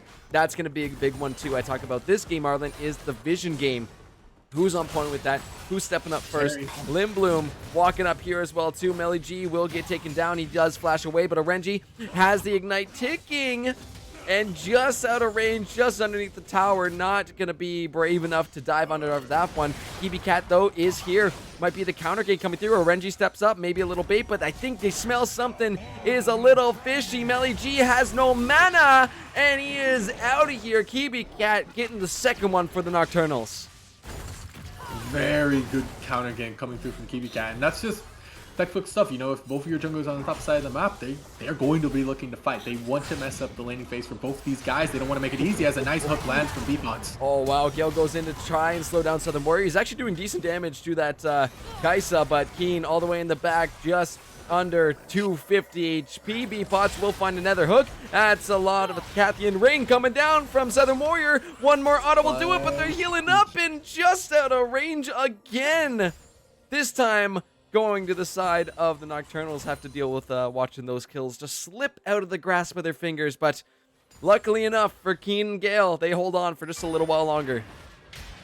Yeah, and honestly, it's just one of those things where, a little bit more practice on the Kaisa probably would have netted you the kill. One thing I want to highlight is the fact that the missiles went everywhere, right? When you're playing Kaisa, and one thing you talk to a lot of Kaisa mains about is, controlling your missiles as much as possible and making it uneven as the foe is getting ganked here in the mid lane. Force the flash. Goodness, yeah, Kiwi Cat flashes on top of the foe. Unfortunately, that anchor does go a little bit short, but that's just nice placement by Defoe, making sure not to get caught in that cage or by that hook. Really, really nicely done. But this is what we were expecting from Beatpots this game. We're to go in for the ganks as Thunder walks a little bit too close to the river and is forced to flash on out. But once again, we return to this objective focused team of, well, this time the Nocturnals. It's the red side, though. It's the red side special. You're focusing these dragons, and it's nice to see Nocturnals are with it this game. Absolutely, and this is what you want to do. It was a very smart roam from Beatpots. They just forced out a huge play from bot side. He's free to roam mid because his AD carry is backing or pushing out the wave and doesn't have anything to worry about. Walks mid, gets a flash, gets pressure, uses that pressure to walk down, secure Drake with his jungler. Very textbook play, very nicely done. The only issue is that Thunder just didn't respect the fact that Wukong is matching the Volibear, so he didn't expect the gank could come from bot side, so lost his flash pretty much for free there, but otherwise very, very nice play and really good play coming through from the Nocturnals right now. And you're kind of looking at the top side. Melly G, what do? He's getting forced on every opportunity RNG has, and right now it's just looking like a total top game. Oh, a little bit of poke there with the barrel, standing on top of Ward. Not too bad. Not too bad damage, especially this early on, and just holding on to his Sheen. Seen a few times those barrels can sneak up quite aggressively on a few players. I think there's a clip floating around of a Lux that got one tap last split by the triple barrel. Aggressively scary those barrels can be, but again, it does depend on the timing. You're gonna get that Fiora very easily to Q forward and auto one of them out of existence, and same with the riposte, right? Easily counterable, but it is all gonna be about timing. Let's see how sneaky they can be with hiding these barrels around, but Melly G has kind of put himself in a bit of a corner here. Renji going in, Ignite is ticking down. It will be the Cannon Barrage used, riposed on in, coming down to the last little slivers of health, and Renji will pick up yet another solo kill in this top side. Yeah, this is pretty much a repeat of what we saw last game, right? Renji smashing a matchup that he technically should be losing, and just smashing it wide open and making, the game plans go out the window. The only flip is that Lindblom isn't finding objectives on the opposite side of the map. Lindblom is actually, behind Kaibi Cat here, and that's really, really bad. So we want to see, if you want a repeat of the game from last time, you got to see Lindblom step it up, start looking for the pressure on the Kaibi Cat, because right now he's about to lose his Guab and particularly blue buff. Oh yeah, already in his jungle, getting revenge for last game. Like, listen, you farmed out my jungle, you took everything, I'm going to do it back to you again. But Melly G does take a little peek in the jungle to see what's up, does find Kiwi Cat here. Is in goes Lindblom, but Stormbringer gonna be used to simply jump on out of there. No Gromp. Did he secure it? Did he actually secure that Gromp? He secured it, yeah. Well done by Kiwi Cat there. Herald is on the board as well too, but back into his own jungle for now. We'll just wait a little while out for that. But in the meantime, stack check 35 so far for the Senna. We've got 58 on the Vygar. We're getting there. It's only 8 minutes, almost 9 minutes in this game. These two will scale up. They will become scary, but it's a matter of which one of these two scaling comps are going to be online first. It's not just the, it's not just the Vygar stacks or the Sinna stats we're looking at. We're also looking at the, the Swain stacks. 13 on him. So, he has his own little bit of HP stacking going on. Yeah, this right now, just scaling up aside from the top side, which is pretty much constant fighting, pretty much constant pressure for Renji, and he's really playing this match out very well. But, one thing you're looking at is the scaling factor coming through from the Gangplank, right? He will outscale, the Kaisa, will outscale the Volibear, and that damage that he can put onto those frontline members or a short-range AD carry / short-range mage like the Vygar, like the Kaisa, super scary stuff to walk into. And, even though he's, doing a little bit of sprinting, Gangplank is still a really turbo pick in this game. See how it can come to, because you never know. Sometimes those Gangplanks get lucky with the barrels, and but there were a few something I noticed on the minimap there. A few question mark pings coming out because it seems like everybody on the Astronauts decided to reset at the same time. So I think Nocturnals have got to know no one's out there. They're either resetting or the option is the Herald. So that was scooped up just now by the side of the Astronauts. And now Nocturnals are going to have to watch out for where it's going to go. I don't know if it's a top angle for that Herald this time, just because of how much pressure RNG's applying right now. You do have Dragon up in 30 seconds, so maybe a lane, mid or bot. Arlen, what do you think? Ooh, probably just throw it mid as we get a hook through. Oh boy, yeah. Gale. Gale is caught out. That's going to be the cage. Huge for them. Is in comes the Orhorn once again. Does get the knock-up on the Gale. They're going to go ahead wait, for they the triple turned it. knock-up. Cyclone, Limbloom trying to find the backline. Will get all the way back to B-Pots. The shield is there. Kibi Cat will be taken on out, but in goes Southern Warrior with the Kaisa. All flashes out of that range of that one into the bush, but eventually gets taken down by Keen. A triple kill for the Senna. That's 4 kills going over, and all of a sudden the game's flipped on its head. 1,000 gold flip towards the, or plus actually more than 1,000 gold flip, but 1,000 gold back onto the side of the Astronauts. And that right there, ladies and gentlemen, is just how you flip a game on its head. Very nice play from the Gale. You thought they were the ones getting caught out, but no, with the Horn, with the Cinna, you know, with Rising Shadow, and with the foe Vision of Empire coming through, and then finally the Wukong spin, they were just able to completely turn that fight around and really just put a massive amount of damage on. Look at that Gangplank ultimate over the top as well. Southern Warrior trying to go back in, does manage to find a single kill, but at the end of the day, they gave their life for that kill, and not exactly sure that's worth. Very nice use of the Rift Herald as well. I was about to say they should probably use it mid or bot, but yeah, he read my mind. Used it bot, very nicely done. And now, all of a sudden, you're looking at the Cinna to carry. Very perfect pickup, going for that Eclipse first, not even going to bother time going for that Umbral Glaive. It's going to be a lot of damage coming through here, but so will it be from Melly in a little while too, is getting closer to finishing that Mythic. Oh god, oh there's numbers here, they're going in, Stormbringer disables a turret. Good night, Melly G. That's a triple gank angle, well, double gank if you're kind of the people who actually came out of the jungle, but yeah, 3 members strong top. Melly G stands no chance against that. They're simply going to wipe him off there, and Renji going to be picking up some turret plates here crucially before they actually do time out, but so will Defoe and Keen. I don't know if Keen hit the turret there, if they shared the gold off of that first plate, but either way, He was in range. Yeah, either way. they're huge. They're getting huge. There's a couple members specifically getting huge out here, but it's a matter of keeping that up and keeping that trend going, because right now all the information is in the hands of Nocturnals. Look how well they have actually warded throughout this top side of the map to make sure that Orenji is completely safe, completely knows everything which is heading his way. That is what you want to see with a split pushing champion in your top half of the map. Absolutely, you want, like, look at, oh man, you're right to highlight the vision. It's just so bright and open. It's like they're looking through, you know, the spectator themselves. They don't have anything to worry about topside. There's nothing going on there that they won't know about. They can dive top freely as much as they want. And very nice shoots from Thunderbuster, bro. Is playing very well in the Spygar under pressure, but they can freely dive top as much as they want. So I would honestly be looking to take Kyvie Cat, have him clear some chem spot, run topside, and just do it all over again. As we talk about topside, Melly G is forced to flash. Oh wow, over the wall they go. Not able to find that vital, but still doing a lot of damage. Orenji on top uses that Gore Drinker for a little extra damage, but we'll take the Blast Cone back to the lane. Gotta go catch that wave, gotta keep farming. As you can see, that lead has extended quite a bit in that top side, but Limbloom might be on the chase. It's going to want to think about going for this 2 levels that Fiora has. The Grand Challenge is going to come out. The Cyclone will be used. In they go once again. Cannon Barrage comes out, and Renji will bail, will go. Dawning Shadow from downtown, not enough to find it. Does have that TP coming back soon. Or, sorry, it was the TP that evolved into the Anywhere TP that you can go with. But that was really, really tight from Orenji. Limbloom, this might be overzealous here. And they're going to know Limbloom's up here, so he can pretty much say goodbye to his bottom half of the jungle.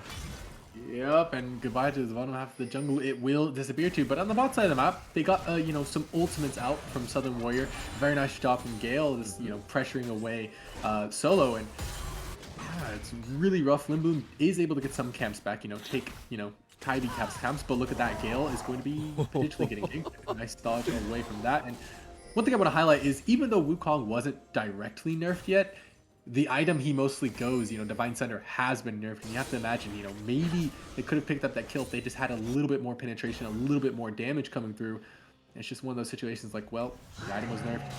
Who really knows? Defoe getting slowed up, does get another stack up himself. Let's get a stack check going. Stack check. Swain, 23. Who do we go Okay, next? okay. Vigar? Let's go to Senna. Let's go Senna. Oh, Okay, Vigar, Senna yeah. next. Oh, that's not Senna. 60. Ooh, that's actually quite impressive. 15 minutes, 60 stacks on the Senna. 100's really the main one you impressive. want to be at, but 60's got to be feeling pretty good at this point. Yeah, like 120, 100. Yeah, that's like halfway there pretty much already. And then Vigar 117. So yeah, Not both bad. the Senna, both this Vigar, yeah, looking very, very strong. Yeah. I wonder what Vigar build we get. You know, you generally see, you know, Vigars go mythic item, mage mythic item plus death cap plus pure tank after that, right? This one's not looking to do that. It looks like he has a lot more mana in his build, a lot more CDR, a lot more HP, and a lot less just raw damage coming out of nowhere. Gotta hydrate here. This game is getting spicy. It's getting hot. You see Orenji is already past that tier 1 top turret. Is going to keep on going. Oh, Defoe. Oh, Defoe, though, getting caught on out. Flashes out of the cage. B-Pots with the hooks, though, will find, or at least try to go for another one. They're going to keep it going. Limbloom is going to 5-foot. The Orenhorn comes through. Limbloom is on the back line. Cyclone's coming through onto Thunder. It's going to be Nocturnals on the run. And once again, we see the repeat of Nocturnals having the lead and Astronauts coming out of nowhere, finding the picks they need. And now they are set up, ready to go for this next Drake. We are seeing a Mountain Soul this game. And I think, honestly, it's going to benefit either one of these teams. A lot of them have beefy members. A lot of them have a lot of damage. But right now, it's Astronauts that coming up clean on these objectives.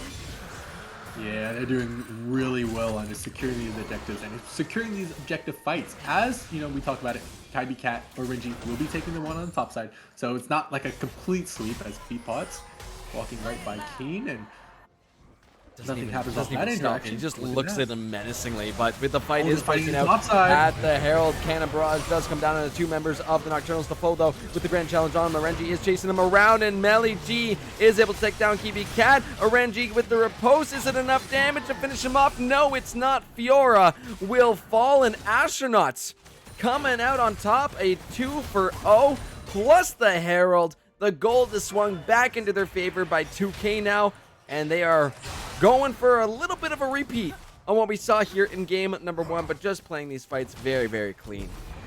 Honestly, that is the main reason they're winning. I think, anyway, right? It's just they're really good at playing out these fights. Not even I think, I know it. They're just really good at playing out these fights. And Defoe, great job at you know, buying time with his flash with his ultimate, and then the instantaneousness of which Gale teleported instantly to get up there, and then ult, and then you had Limbloom cutting off their path of retreat, so they're forced into a choke point, forced one way. They're able to pick up 2 kills off of that. They know that the Herald's being taken as a cross map play. They run topside. They played out super well. They peeled for Defoe, even though he doesn't have flash or ult. Orangey barely doesn't come close to killing him. That parry was just a little bit off. It had been a little bit closer. It could have been an easy kill, but either way, they are really good at playing out these fights. Really proficient as on the Warriors, almost getting soloed by Gale. Yeah, that's going to be the Call of Forge gone, and Kerplunk.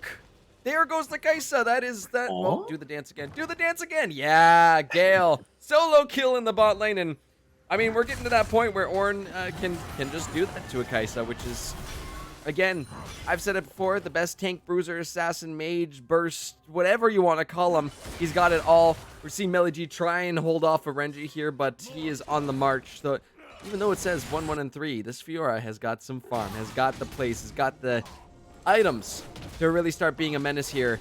And we do see the answer, right? Astronauts still able to deal with them in numbers, but it's going to get to a point where you need 3, you need 4, you need a whole team just to deal with this Fiora if they stay on this path right now, Arland. Absolutely, and you know, you're looking at the amount of gold that Fiora has, and it's actually been equalized, right? Melly G using the Gangplank passive very well and using the ability just to survive. He may be 1 and 3, and Fiora may be 1 and 1 with, you know, plus 40 CS, but when you look at the gold, it's only about 40, you know, 60, 50 year gold difference, right? It's not a huge amount that the Fiora is up in this top lane, and it's just really good usage of the Gangplank gold generation passive. I think it's on his Q, I'm pretty sure. Yep. Quick check. Here, you check, because mine's on cam. They can see when I check. Oh, yeah. It's on his Q. It's on his Q. There we go. Another fight, though, breaking out in the mid lane. Defoe does pop his ulti for this one. Kiwi Cat will Stormbringer on out to avoid any extra damage. Baron is up on the board now. Astronauts have got this pressure. They may look to take this tier 1 mid. get themselves even more established, get more vision out, because they are on the roll. They've got the momentum. They've got the tempo. Keep this train rolling. Kibikat, though, around the corner. Keen may be a little bit too far up. B-Pots does have this flank angle right now. Does have to deal with the stone. Gets hooked up. That's a questionable hitbox, but hey, it's Nautilus, so you got to expect it to come on out. Shutdown does go to Kibikat. This is Baron angle if they can catch up to Lindblom, and that's what they're going to be doing. Oh my goodness, B-Pots with the incredible anchors here tonight. Lindblom will flash on out of that Ever Cross, but it's just not enough. Not enough to get on over. The flash was used, so he cannot get over the Gromp wall. And Nocturnals back in the driver's seat. They shorten that gold lead, and they're the ones to start up this Baron. Yeah, they've just been kind of losing the split push in the styling game, and that's where they said, you know what, let's be the ones to group this time. Let's go for a target that isn't the foe or Gale, and let's instead go for anybody else, and that's exactly what they do. So they're going to be able Barrage to... coming through. Defoe's looking to step on up, but Baron was secured by the Nocturnals. Defoe trying to kite on back. Grand Challenge will be popped, and Defoe goes down. Renji picking up that kill, looking for some more. Senna trying for the stun, but going to be sidestepped there by Renji. Nocturnals come out on top with the color-appropriate matching buff to suit their team. Purple on purple. Love to see it. B-Pots, though, is in some serious trouble. Steps up a little too far, and Keen not quite able to find that. 74 stacks so far on the Senna, but give her another 26 now. That range gets quite excessive as we do more stack checks. Arlen? Oh. But look at the macro, though. Even though the Nocturnals are able to pick up the Baron, look at what they're doing. They're sending both of their carries to top and mid, not bot side where the Drake is. And off of that, the Astronauts, better macro, will win you the game. And they showcase it right there for us. Able to pick up a Drake that, by all rights, they shouldn't have been able to pick up just because B-Pots was getting caught out, and they decided to, send all their resources topside. Now they have to flip the map again, do something different, because you kind of would rather your Fiora be in a stronger position with more vision around her, and right now all their vision looks to be more concentrated on the top side of the map. Either way, they just need to transition their vision downward, or they need to move Fiora top side. Either one, they need to do something just to kind of regain control of this game, because that Drake take right there puts the Astronauts onto penultimate, or actually no, that is penultimate. They put it onto Soul Point. Scary stuff here once again for the Nocturnals to deal with. See, the kills are tied up. The gold, only 100 difference here at 20, well, about to be 23 minutes. But yeah, this one turning into yet another banger, but it's Astronauts yet again on that Soul Point. If they are able to secure that Mountain Soul, it is going to get really scary. But Melly G up in the top lane with B-Pots against Thunder as well is just going to get exploded by the Primordial Burst. Has nowhere to go, and then I pan out. Kibikat's right there to make sure it is 100% secured. So that is a huge play once again from Nocturnals. We've got a Renji on the bot half of this map. Maybe looking for some pressure, at least depleting the resources out of the jungle. But it's just enough that, Nocturnals right now want to draw some attention over to the other side of the map so they can start to open up this mid tower, or at least the mid lane, a little bit more. Yeah, absolutely. And I do like what they're doing, the Astronauts. They're leaving the Ornn alone, allowing the Ornn to free scale, putting Defoe with Keen, and their healing should be able to sustain them into the face of pretty much anybody in this game. Any combination of 4, 2, or 3. Now it's just a matter of stalling out this Baron, which they've done really, really well. I don't think they've lost even one turret yet off of this Baron push, and yeah, they haven't. So really, really good job at just kind of stalling and just waiting, playing the waiting game, and just looking for their next opportunity to strike. Absolutely, and with these waves just piling on in, that is more and more stacks for the Senna. It's at 74, I think, like 2 minutes ago. 86 right now. 35 stacks on the Swain, and we got 176 on the Vigar. I think that is our 3 stacks we're looking at this game, maybe. But yeah, pretty much. it's going pretty well. We're getting there. It's scaling up. That Senna is going to be that threat, and we have seen, Keen stepping up, being a little bit more aggressive, but my eyes are on these 2 timers. Baron is up in 230. We got Dragon up in 215. They are 10 seconds apart from each other. And one of these teams is going to make a first call. One of these teams is going to prioritize these objectives. And it's got to be Astronauts looking to get that soul once again. So do the Nocturnals look to contest this Dragon, or do they go for the Baron? They got to go for the Dragon. it doesn't. The Drake or the Baron is 10 seconds off, yes, but this Drake will make the Ornn unkillable. It'll make Melly G too strong. It'll make Bloom, and most importantly, Defoe too incredibly strong. That's going to be the ultimate going down on Renji on the bot side, though. Yeah, multiple ultimates, actually. That's the Ornn, the Gangplank, and now the Wukong ultimates all popped out for a Renji. Don't know if they can do it because the Grand Challenge is going to come out. Yeah, we did get a kill in the mid lane from Southern Warrior on to Southern Warrior as Renji keeps on going. B-Pots, though, following up. The anchors have been just beautiful.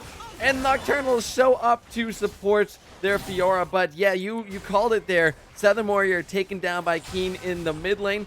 They have now put some pressure onto this tier 2 mid tower. They're not quite going to be able to get it. They don't know where these other members of the Nocturnals are. They're not going to risk it and start to rotate up to top.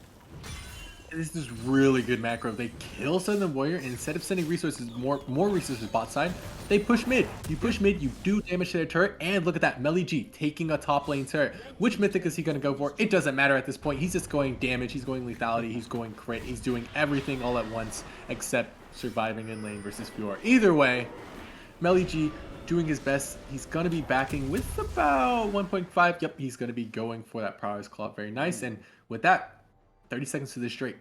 Now they got to get set up. They don't have flash on Limb Bloom.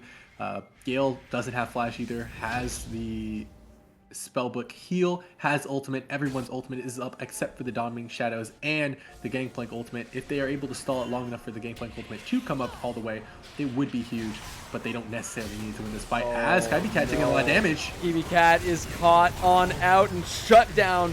Goes to Melly G. B-Pots might be the next target right now. Oh my goodness, he loses most of his health bar and he's going to be gone. Limb Bloom picks up a second. Defoe and Alt Thunder sidesteps that, grabs that root and catches a few in the cage, but Astronauts have looked to set themselves up here yet again for another soul. In game number 2, we do see Southern trying to get some poke down onto it, but Astronauts, 3 Mountain Dragons, Arlen, and the Mountain Soul, they are going to be huge.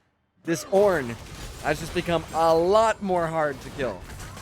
Yeah, I mean, you look at Ornn's passive, what is it, 10% bonus armor from all sources, plus 4% for every mythic up he upgrades, plus 18% for every dragon he has. He's at a nice comfortable 305 in terms of items off of just 1 mythic and a Warden's Mail. So Renji taking a ton of damage. That's what a 3-item Gangplank will do. And speaking of 3-item Gangplank, he's actually ahead in gold for the first few times this game. Oh, it's not by too much, only about 400 or 300, but like boots. Either way, yeah, it's not too much, but it's still a nice little thing. And one thing you have to realize, his build is a lot cheaper than a Renji's. So a Renji going for the Death Stance, going for a Gore Drinker, going for a Raven's Hydra, all those items cost like 3,300 gold, right? Whereas you're looking at the Gangplank build, his items are hovering around 2,300.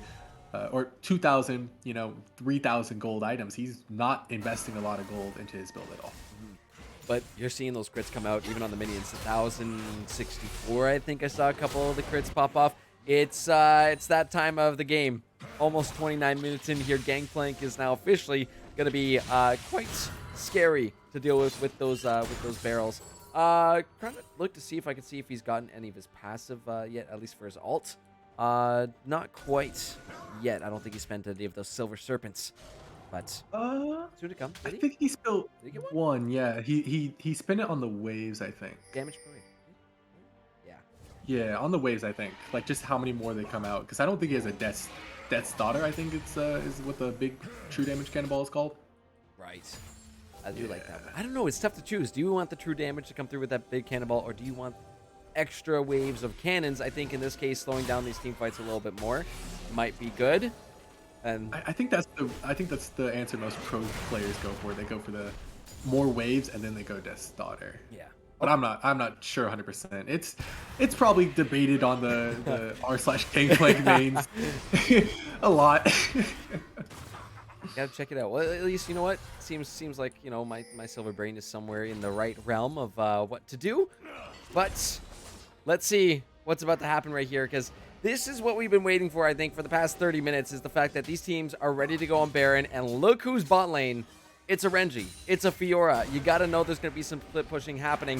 Ornn is going to try his best to deal with that. Gale is there, but see Defoe squeezing out these few members of the Nocturnals away from the back of this Baron pit, trying to get some vision down. A Renji is actually getting quite low. Ornn dealing with them quite well, and again, attributed to this Mountain Soul. More poke back and forth here. It's going to be a question of who is going to make the first pull. I'm trying to do my best with these hotkeys here because you never know when it's about to pop off here. Renji still trying to take that bottom lane turret, trying for something. Baron's getting lower, down to under 3,000 health. Here we go. Are they going over the wall? Here comes BB Cat, and it's gonna be stolen. Baron goes to Nocturnals, but caught by the Cyclone, has nowhere to go.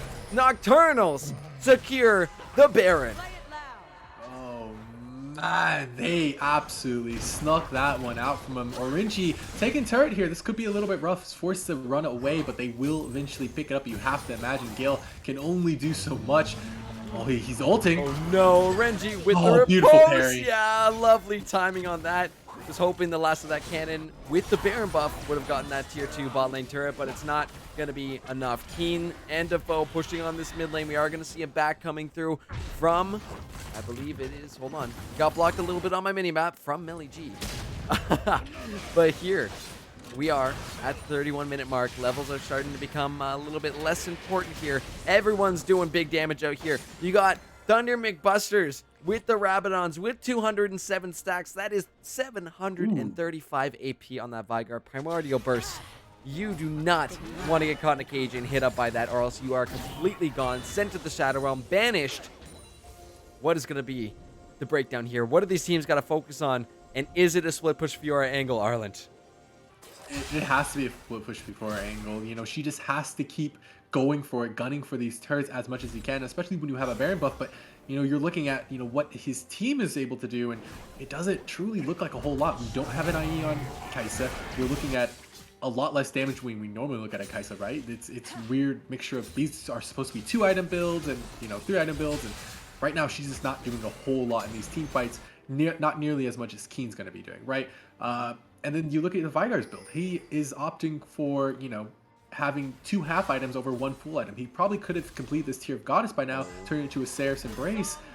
But right now it's just super rough. Pathing is going to be huge. The riposte is available. It's used just in time, and they get the stun off. Orenji follows the flash over the wall, but a little too late. Now caught between a rock and a Wukong.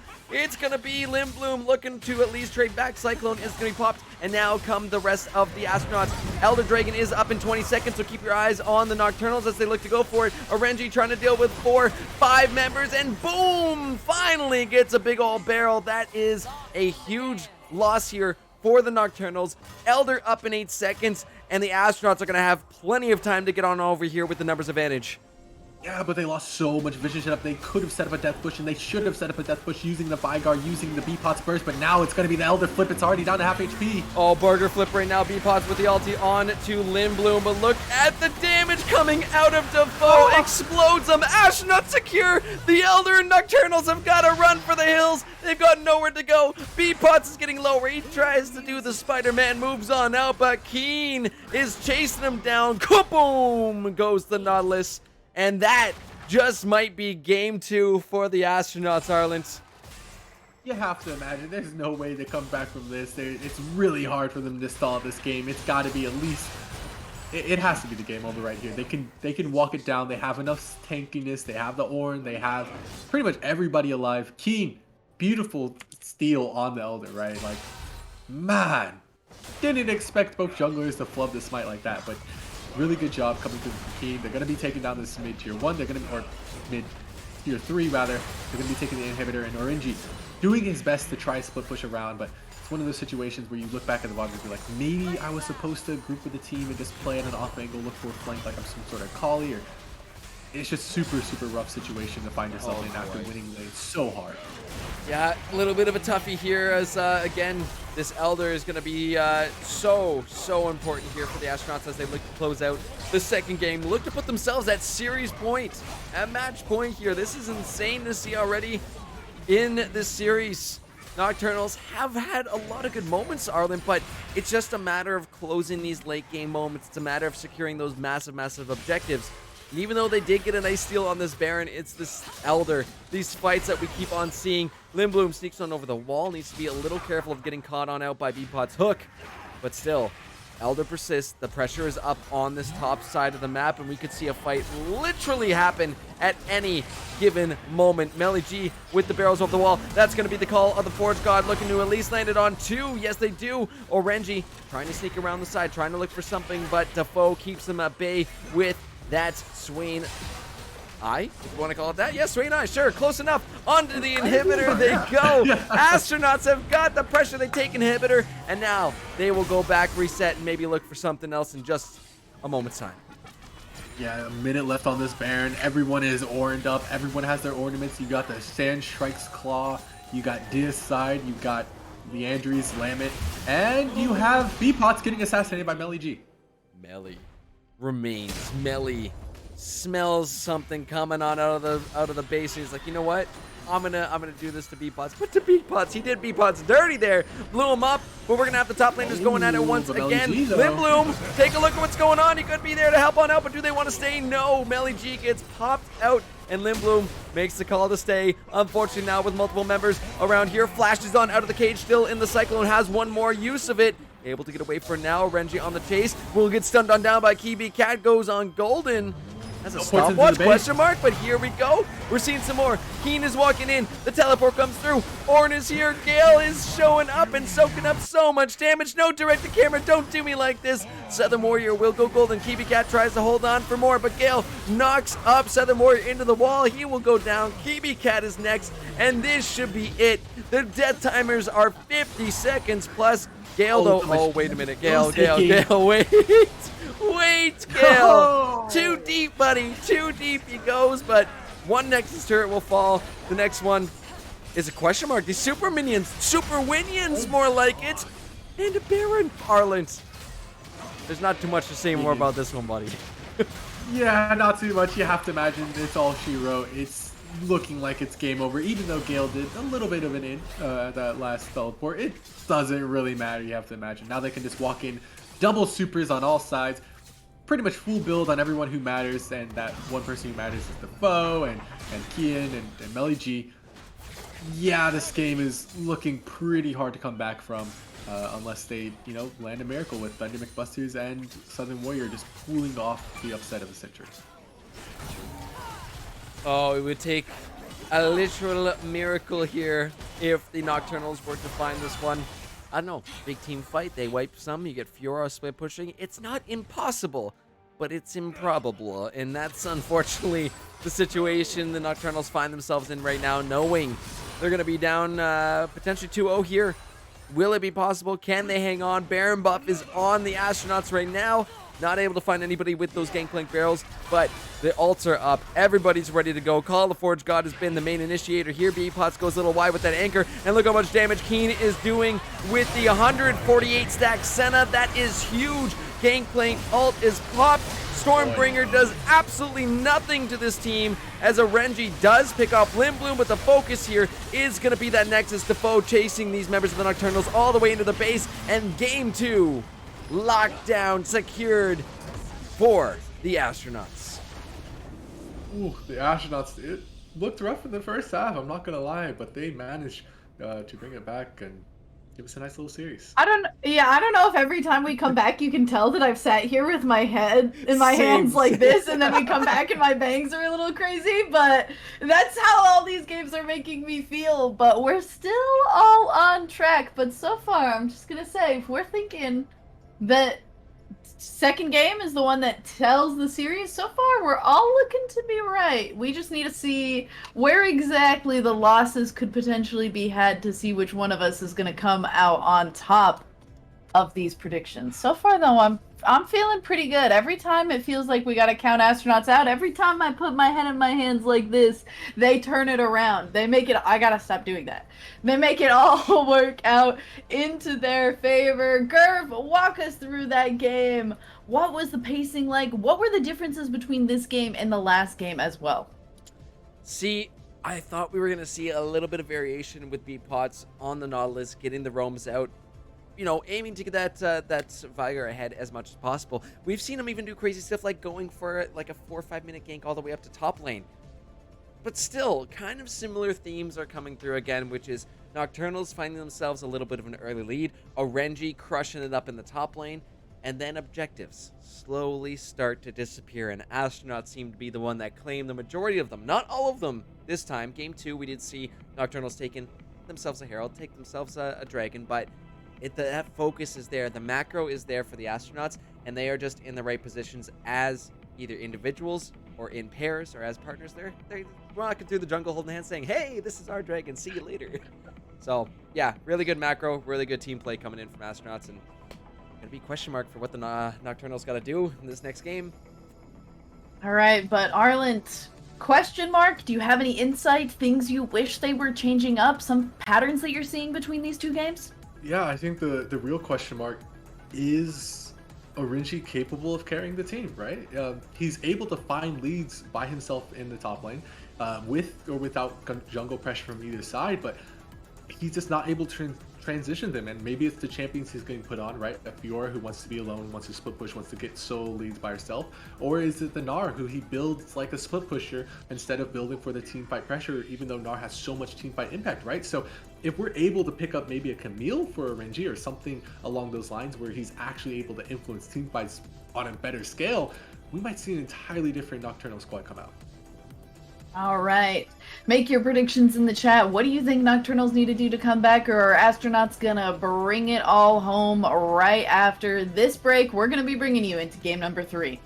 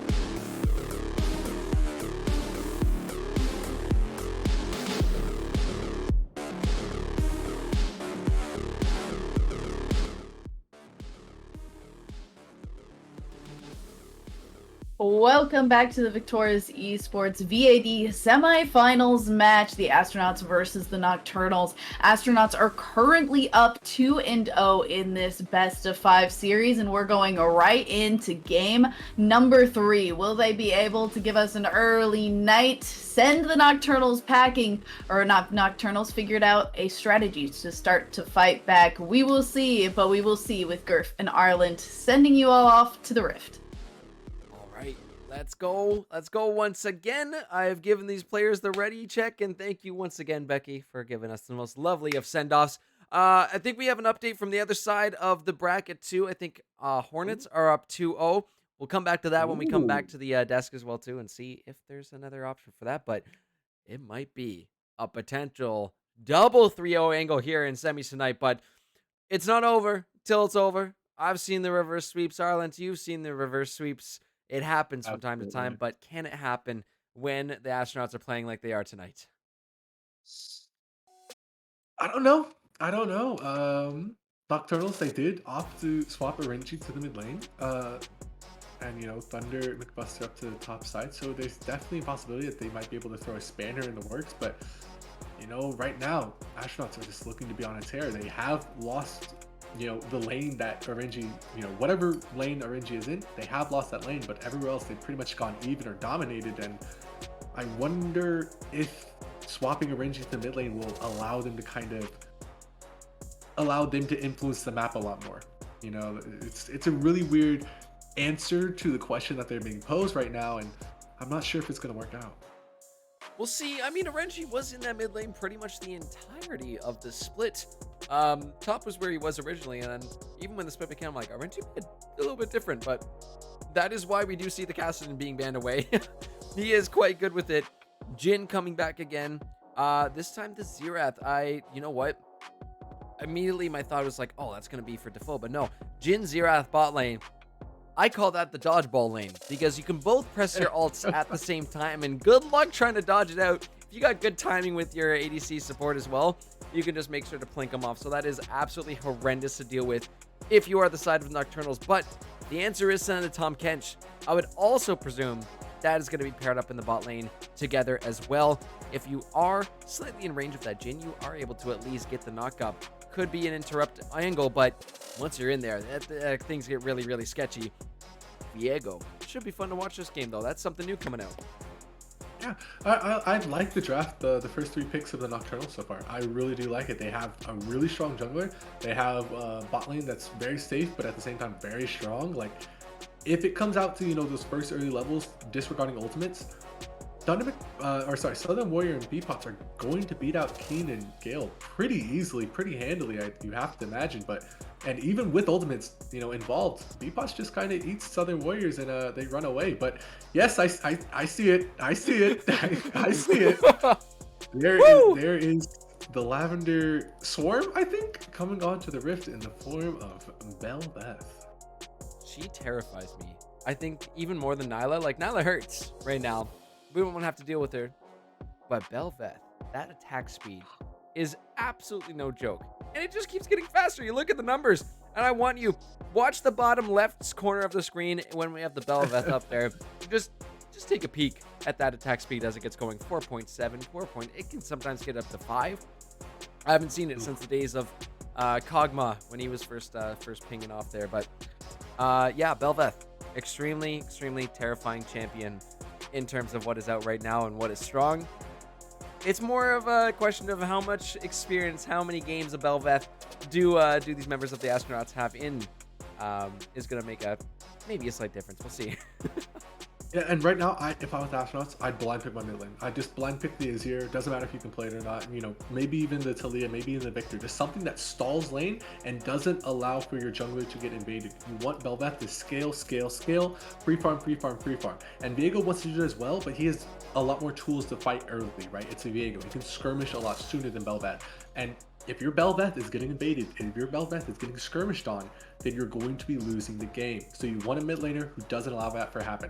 However, the Astronauts seem to think otherwise. They pick up the Urgot in the top lane. Again, another strong pushing solo laner.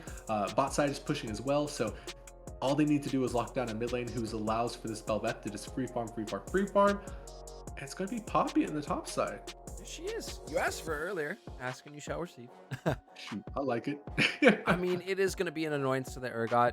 It's going to slow him down. It's going to make things a little bit more difficult in terms of just trying to get on top of that Poppy too.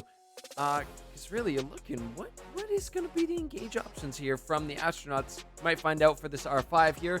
Corki is the next pickup for the Nocturnals. Still strong, but on 12-3, 12-13, you got to remember how significantly they did nerf his rockets in terms of the AP scaling. It was crazy up there. I was looking at the numbers too, and what they had it on 12-12 was like 40% AP on some of his rockets. Ridiculous. But definitely tuned down a little bit. Still definitely a threat. And we got a Zillion coming out too. So my question mark is it Xerath support? Is it going to be Xerath for Defoe? Because he has piloted that. He is pretty gone at it. Top jungle Urgot Belveth. What are we seeing here, Arlens? It's going to be a Zillion mid. Like I said, I think it's one of those games where it's all about the Belveth, right? The Belveth is just going to be farming up until she's a monster, and you can't stop her. You can't do anything in any of these lanes from the Nocturnals.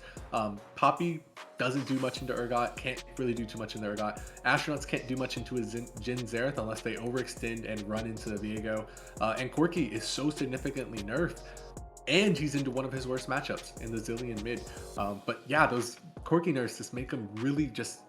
Why pick Corki when you have Talia available, right? Why pick Corki when you have AB Kog'Maw available if you want poke, or Azir available, or, you know, there's so many other options that fill Corki's role better than Corki does at this point, and he's just in a really rough spot ever since those nerfs. So again, I think you have to kind of give the draft over to Astronauts, and then you have to give the game plan over to the Astronauts, because Nocturnals is kind of let's just pick strong things in the meta, or whatever the pros are playing, and let's hope they all work together. I mean, sometimes that's just the play too. Just pick a bunch of strong stuff and just blow them up with damage.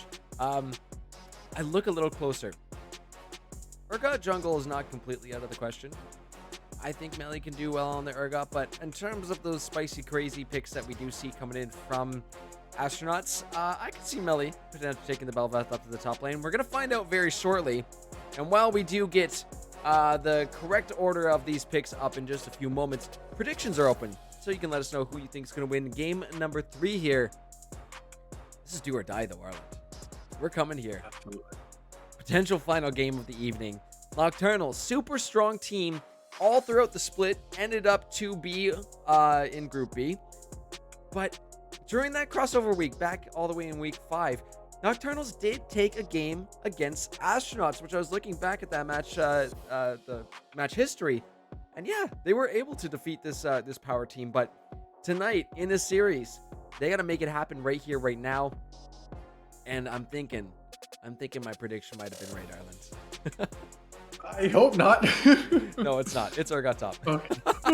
Yeah, Belveth just really can't function if she's out in the jungle. It's so hard to get her Lavender stacks up, and then she has no attack speed. It's just a hard champion to pilot outside of the jungle. She's not like Nyla, who is very busted. Very busted. Ridiculous. So strong. Nyla and Nami is the combination to beat. It's so strong. It's so strong. ADC down there. You pair up Nyla with Nami in the bot lane. Oh. Don't tell me this. I will bust up the Nami and say, pick Nyla. Do it. If I play solo queue. Actually, stumbled into my promos the other night. I was like, oh, I guess we're here. Okay, sweet. For these guys though, Nocturnals got to stumble. I guess not stumble. They need to be precise here. There's no stumbling allowed in this game. There's no faults allowed. We've seen what happens. Little tiny mistakes. They are going to get punished. Astronauts know how to punish. Their macro's been on point. Their objectives have been on point. What are the Nocturnals got to do with this comp here if they're going to keep the dream alive, if they're going to keep the series alive, and any hope for finals alive? Nocturnals is... Honestly, their game plan is to play around Viego as much as possible. There's really nothing you can do in any of these solo lanes besides set up for Viego. And it's going to be impossible mid, more than likely. So you have to just have a Renju roam on the Corki. Really hard to do on the Tom Kinch if Gale and Keen are good at managing their distance away from Senna and just walking away from her W, but if they're able to land a lucky W or something, they can definitely have kill pressure in the bot side, and that's where you want to kind of focus Kaiby Cat, and yeah, Thunder. McBusters kind of gets poked out, gets beat up a little bit in this top side until they get like 2 items, then they can start or not 2 items, rather 2 components, right? They can really start doing, you know, more in the melee G, and I'm talking more about Warden's Mail plus Boost, and then they can really just tank up all of their god damage. So really looking at Kaiby Cat just to focus top, focus spot side, and just try to snowball through there. It's got to be the angle, right? I mean, we're going to be looking for late game Senna stacks, I guess. That could be an angle as well, too. Does end up being the Xerath mid for Defoe, which does make sense. He has played this champ quite a bit. And the Zillion down in the bot lane for Gale. So I like the angles. What the Astronauts have here, I really do. They've got some really big damage here. They've got the dodgeball angle. Yes, it's not it together in a lane, but you can still play that game. Dragon objectives will come up. You have red side advantage. You just gotta go sit essentially by blue buff and boom, ping off your ults. You should be able to at least ping off a couple people. It's gonna be up to Nocturnals to be the proactive ones to find their own tempo, because I think, again, Astronauts have the answers, and if you come towards them, they are going to be able to poke you back with a lot of damage. The kite ability is definitely there, so there needs to be some quick action. Jump on these members of the Astronauts quick, pick them off fast. How they're going to do that? Only time will tell, I think, Arlen. But do you have any other thoughts about these drafts, these players, about what we're about to see in a few moments? Not really, but I think it's a pretty good draft coming from the Astronauts. I think it's a pretty interesting draft coming from the Nocturnals, that they can definitely make it work if, you know, they're able to find laning advantages. And if they do find those in lanes where you don't really expect them to do anything, they will win this game. But generally, you know, you're kind of leaning more towards the Astronauts just to close this game out. A lot cleaner than the other ones, actually, because Orange won't be on the top side on, you know, a pick where he can really do some early game damage.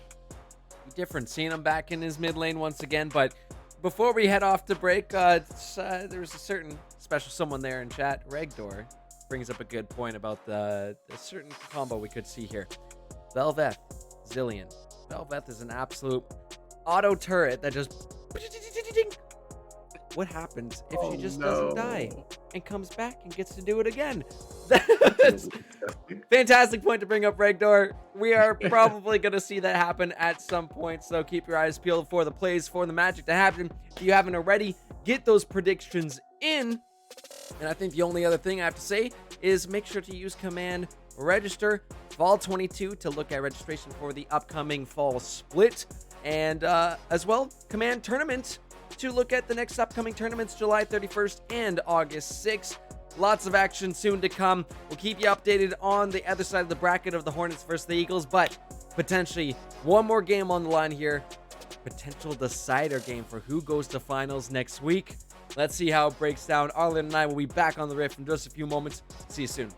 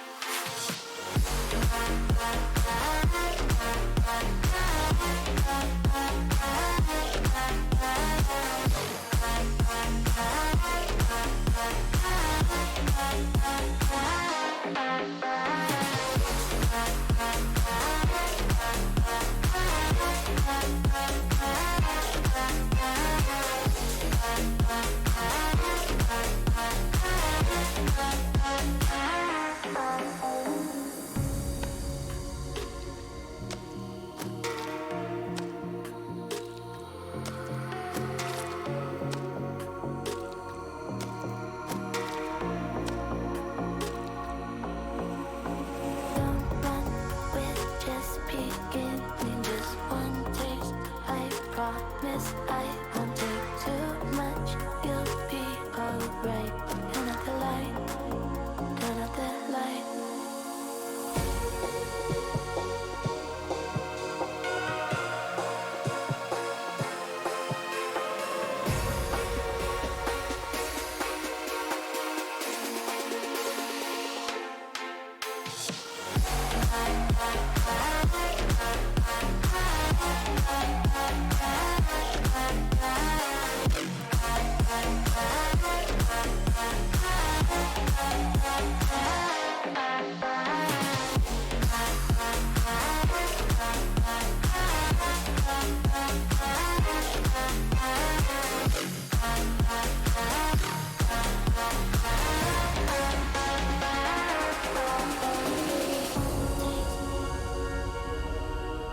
Just one taste.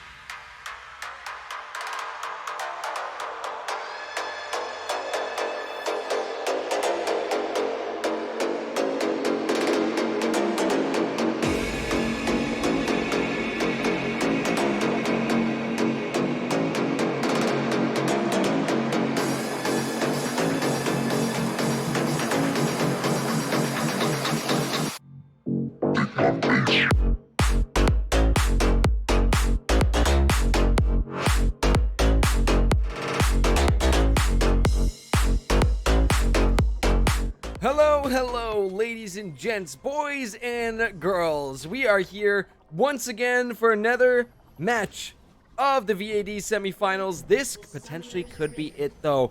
It's the breaking point. It is the match point. And it is all up to the Nocturnals here to make sure they do not let this slip out of their fingers. They had leads in both game 1 and 2, but it's not able to close it out. Now's their time to make something happen. But this draft cannot the Astronauts. Actually, in fact, all the drafts tonight, we definitely got to give a little bit of a shout out to Coach Loverboy Sage for what we've been seeing so far this evening. Absolutely, really well thought out drafts, really coherent drafts, right? Coming through for the side of the Astronauts, pretty much in all games, and yeah, I don't have too many complaints with any of them. They all have their strengths, their weaknesses, and such, and so on and so forth. But as we get into this game, what are we looking at? It's particularly, well, we're looking at the Corki opting for the Coal Start into the Xerath, realizing you can't really do too much as Corki into Xerath besides farm and CS, so that's what he's going to be doing, and he's going to be trying to cure himself a gold lead through just better CSing. So very smart call from him. Of course, Tom Kinch will be farming. The Senna should not farm. They haven't buffed up her numbers that much. And interestingly enough, Kaibi Cat solo starting the blue buff here. on the Viego. So not exactly what you would want for your carry. Normally when you want the Viego jungle to carry, you kind of want to pamper him with a nice long leash, maybe even start up the second camp for him. But regardless, just going to be pathing towards the bot side is the Viego. Yeah, I think that goal might be to get that Senna rolling a little early. It's not necessarily the worst thing to have going on. Or even that Corki too, right? Xerath is a pretty vulnerable target. As much damage as he can do from long range. He's barely got feet. He's barely got feet, if you would consider it even that. So it is definitely one of the more easier lanes to gank as long as you see him shoved up. So we'll have to keep the movements of Cat online and keep an eye on where he's going. Limblum, though, heading towards this top half of the map again. Need to watch out for this top side matchup. This is going to be a little bit different this time since RNG is in the mid lane. Let's see how Thunder does, but right now the fight is starting bot. B-Pots does find the knockup, gets the Ignite down. The exhaust is popped onto the Tahm Kench. Gale trying to get away. One more Tongue Lash would have done it, but not able to get in range. Keen halfway body blocking that one, is locked up by that stun, but looking for another knockup, flashing away into the auto Zillion bomb coming on down, and the last auto from Keen will secure first blood here for the Astronauts, but look who's made his way down bottom. Cat with a gorgeous little move there, the flash and the dash. I don't know if we saw that one, but we'll definitely be watching it back. Oh, that was such a beautiful flash coming from Cat, and yeah, we should absolutely watch that back. So what happened here? They got a very nice advantage change, and it's just like I told you. If they're able to catch them out overextending on this Zillion Jhin, they're going to be finding the moves, going to be finding the damage. They have so much of it with Senna Tahm Kench, and even though B-Pots does drop first, look at the movement from Cat. Just sits in the bush with the thing, the spinning red thing floating. Very nice flash coming from Southern Warrior, and then the flash stun. Perfectly timed so it doesn't hit a minion, and that's just a nice little kill picked up on Kian as we hop back to live. Yeah, still the pressure's on bot. They did not let Gale back there. More stuns coming on out of Southern Warrior. And we did see Limblum making his way up to the top half of the map, but just decided to go back into the jungle. I think completely right on a champ like Bel'Veth. You want to get as many stacks, as many of those, what is it, corals? Corals? Yeah, your little corals that you go collect. They're always coming up with all these fancy names and stuff. But hey, we're doing our best here. That's why I got you, Arlen. You're the brain here. But this is going to be a scary Bel'Veth if we do see that advantage kind of line up. It is nice that Cat already has a kill. And it's really, realistically, only a camp off right now. Limblum spending a lot of time in that top lane. So at this point, jungle going to be equalized on out once again. And keeping our eyes on where they are headed. But my eyes are going to be, again, on this dragon up in 22 seconds. Yes, it's Cloud, but you see what happens regardless of the dragons that come out at the start if you are focusing them, if you're picking them up early. It's not even 5 minutes yet, but if we see the fact that, Cat is here, does secure scuttles, the Limblum is coming down, we might have a little skirmish for this first one. Yeah, but it's a little bit of an issue for his pathing. Normally, if you're counting for Viego pathing, he's already back on the top side of the map. As Meli getting really aggressive with these trades here. Wow, Thunder. Oh, Thunder is getting low. Just dodges out the last little bit of poke. That minion wave is definitely standing up for the Poppy there, saying, hey, stop attacking our teammate here. But yeah, you could see again, Meli feeling a little bit more confident on this Urgot. Stepping up, but thankfully that corrupting pot is at least gonna equalize out those health bars. Dragon is on the map, but both junglers playing it safe. And actually RNG completely forced out of lane there. We'll have to force the TP back if he's gonna match up with that CS, if he does not want to lose that wave, that cannon wave that's about to crash. So yeah, TP comes through. You do have Cat in the area, and Limblum looks to be actually heading back up to the top side. Yeah, Defoe just looking to back in his own little reset, get his own teleport coming through, and this is what you want to do when you have a Xerath, when you have a Urgot constantly pushing. Just farm. You're playing Bel'Veth, you don't need to worry about anything. You don't need to worry about this early Drake. If anything, this will be the first time that I think we see the Astronauts lose more than one Drake this game, because I don't think it's just a priority for them. You don't care about Drakes, you care about the Rift Heralds when you're playing Bel'Veth. You want to focus topside, you want to get your little swarm going. You want to grab up all the Rift Heralds, because when you have a Bel'Veth with Rift Herald, it's insanely broken. Limblum, however, face checking this with no members, with no priority on his team. All he does is take a little bit of poke as they lose that Drake. So very nice recognition of the facts coming through from the side of Nocturnals. They're going to pick up that first Cloud Drake. It's going to be going to Mountain Drake that more than likely they'll be able to pick up. But now this is where the tricky part comes in, keeping that Rift Herald warded. Absolutely is. again, both junglers seem to be, they're getting used to each other a little bit more. They did only, I think, play each other once throughout the regular season. That was in that Week 5 match I mentioned earlier this evening. But as we're starting to see this evening go on, we're starting to see these junglers. They are invading one another. They're kind of reading each other quite nicely. So that has been fun to see this action happening in, well, both the jungles at this point. Melee pushing up that wave. So getting a little bit prepared for this upcoming Herald, which should be arriving in just under a minute at this point. Melly G, though, sneaks all the way down. They think Lindblom's all by himself, knocked into the wall, but Melly G is here. Look at the damage coming out of the Urdot. That's going to be the Zeroth Nice pop ult. once again, and Melly G does pick up the kill on the Thunder, gets himself a double kill, and Defoe helping from all the way in mid lane. That's the power of the Zeroth in these team fights. You can start them from all the way halfway across the map and still have influencing damage from that Zeroth. Lovely stuff here from the Astronauts. Yeah, but look at the roam coming through from B-Pots and Southern Warrior. Look how much they're going to lose because they decide to make their way topside before going down bot side. That's a lot of gold. That's a lot of experience missing out, and that they will not be able to pick up until later. So really rough stuff coming from them. I know they were what they were trying to do, but it's just not worth it at that point. You probably should just given up the blue buff, given up level 6 to the Bel'Veth, because she's going to get it anyway. She's going to achieve it. Now, speaking of that, she is level 6, and she's going to be looking for that Herald as soon as possible. You have to imagine as soon as Melly G recalls, walks back to lane, you have to imagine that they are going to be grabbing that Rift Herald up, especially with mid priority. Just going to point out 1.48 attack speed right now. Everybody remember that number because it's not going to stay that way for very long.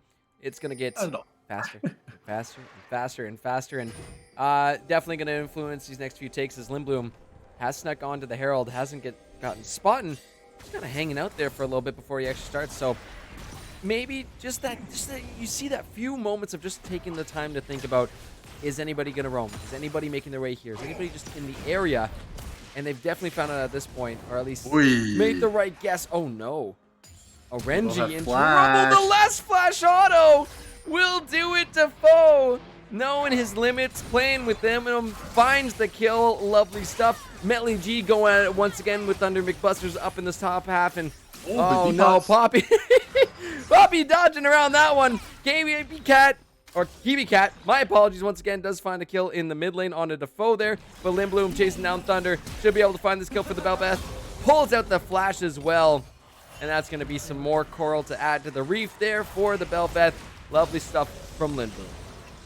Save our oceans, play Bel'Veth. Either way, very nice pickup from Lindblom, but also not a bad pickup onto Defoe coming through from the side of Nocturnals. Really good roam from B-Pots coming through. He did lose a little bit of his own CS. He's not a support this time, so he did lose a little bit of his own CS to make that roam, but at the end of the day, it worked out. Kitty Cat gets his second kill.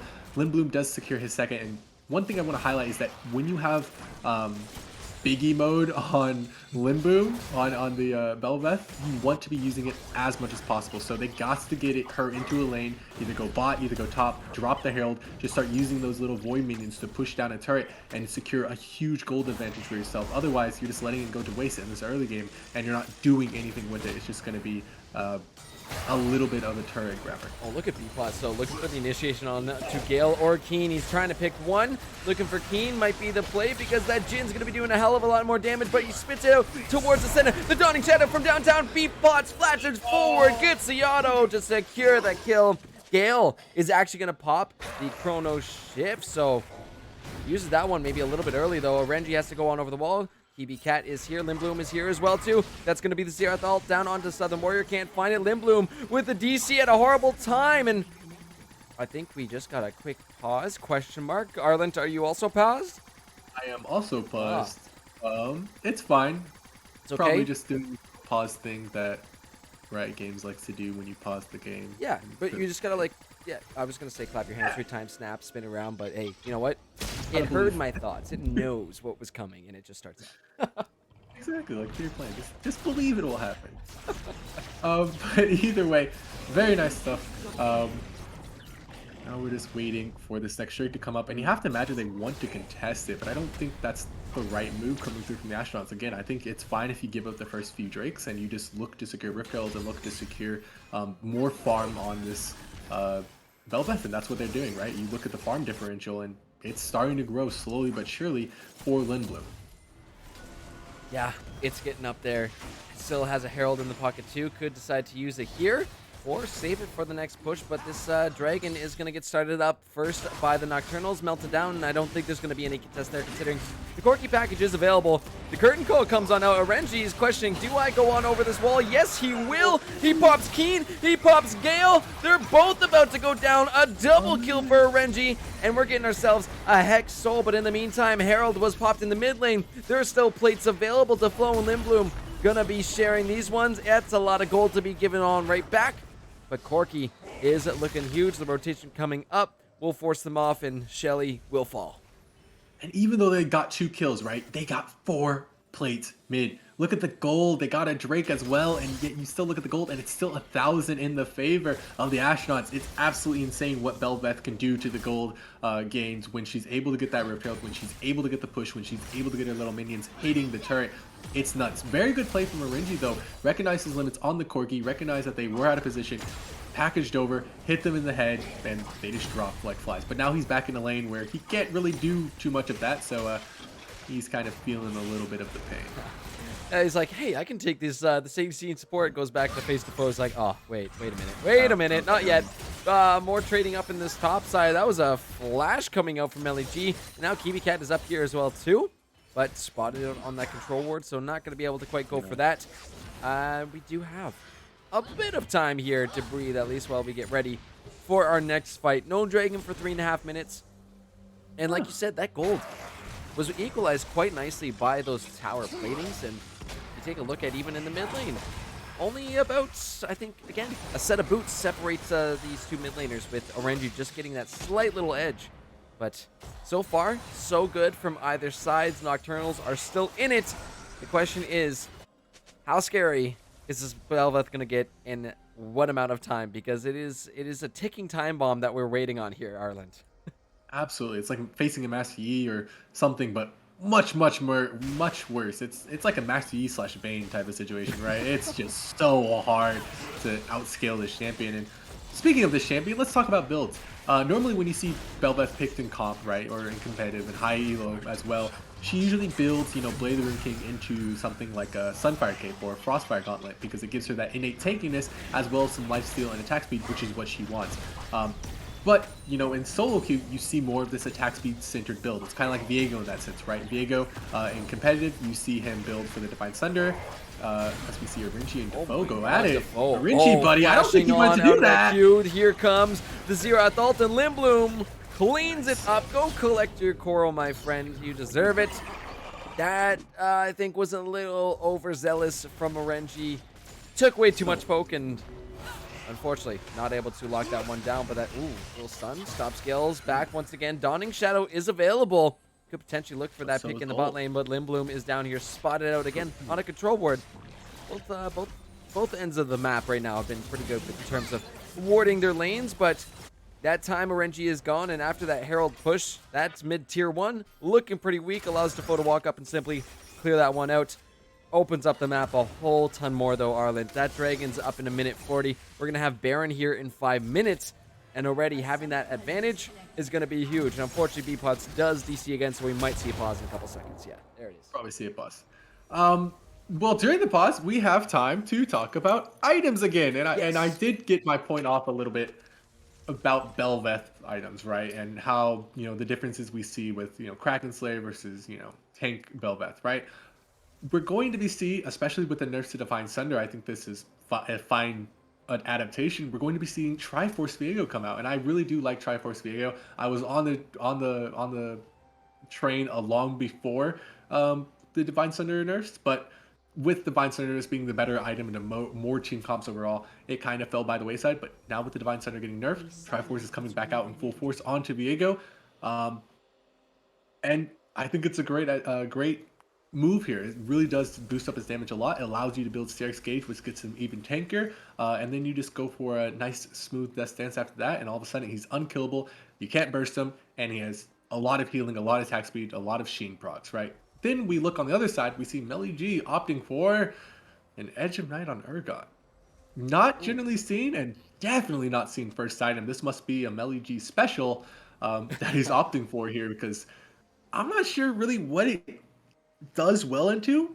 it gets poked out super easily, right? It gets poked out by Cineq, it gets poked out by Tom Kinch Q, it gets poked out by a Q from Corky or one of his rockets, or even just a Poppy walking up and queuing himself. So not really sure what it's there for, especially this early on in the game when everybody has, just kind of throwing abilities around even more willy-nilly than they are in the late game. So really weird item to pick up first.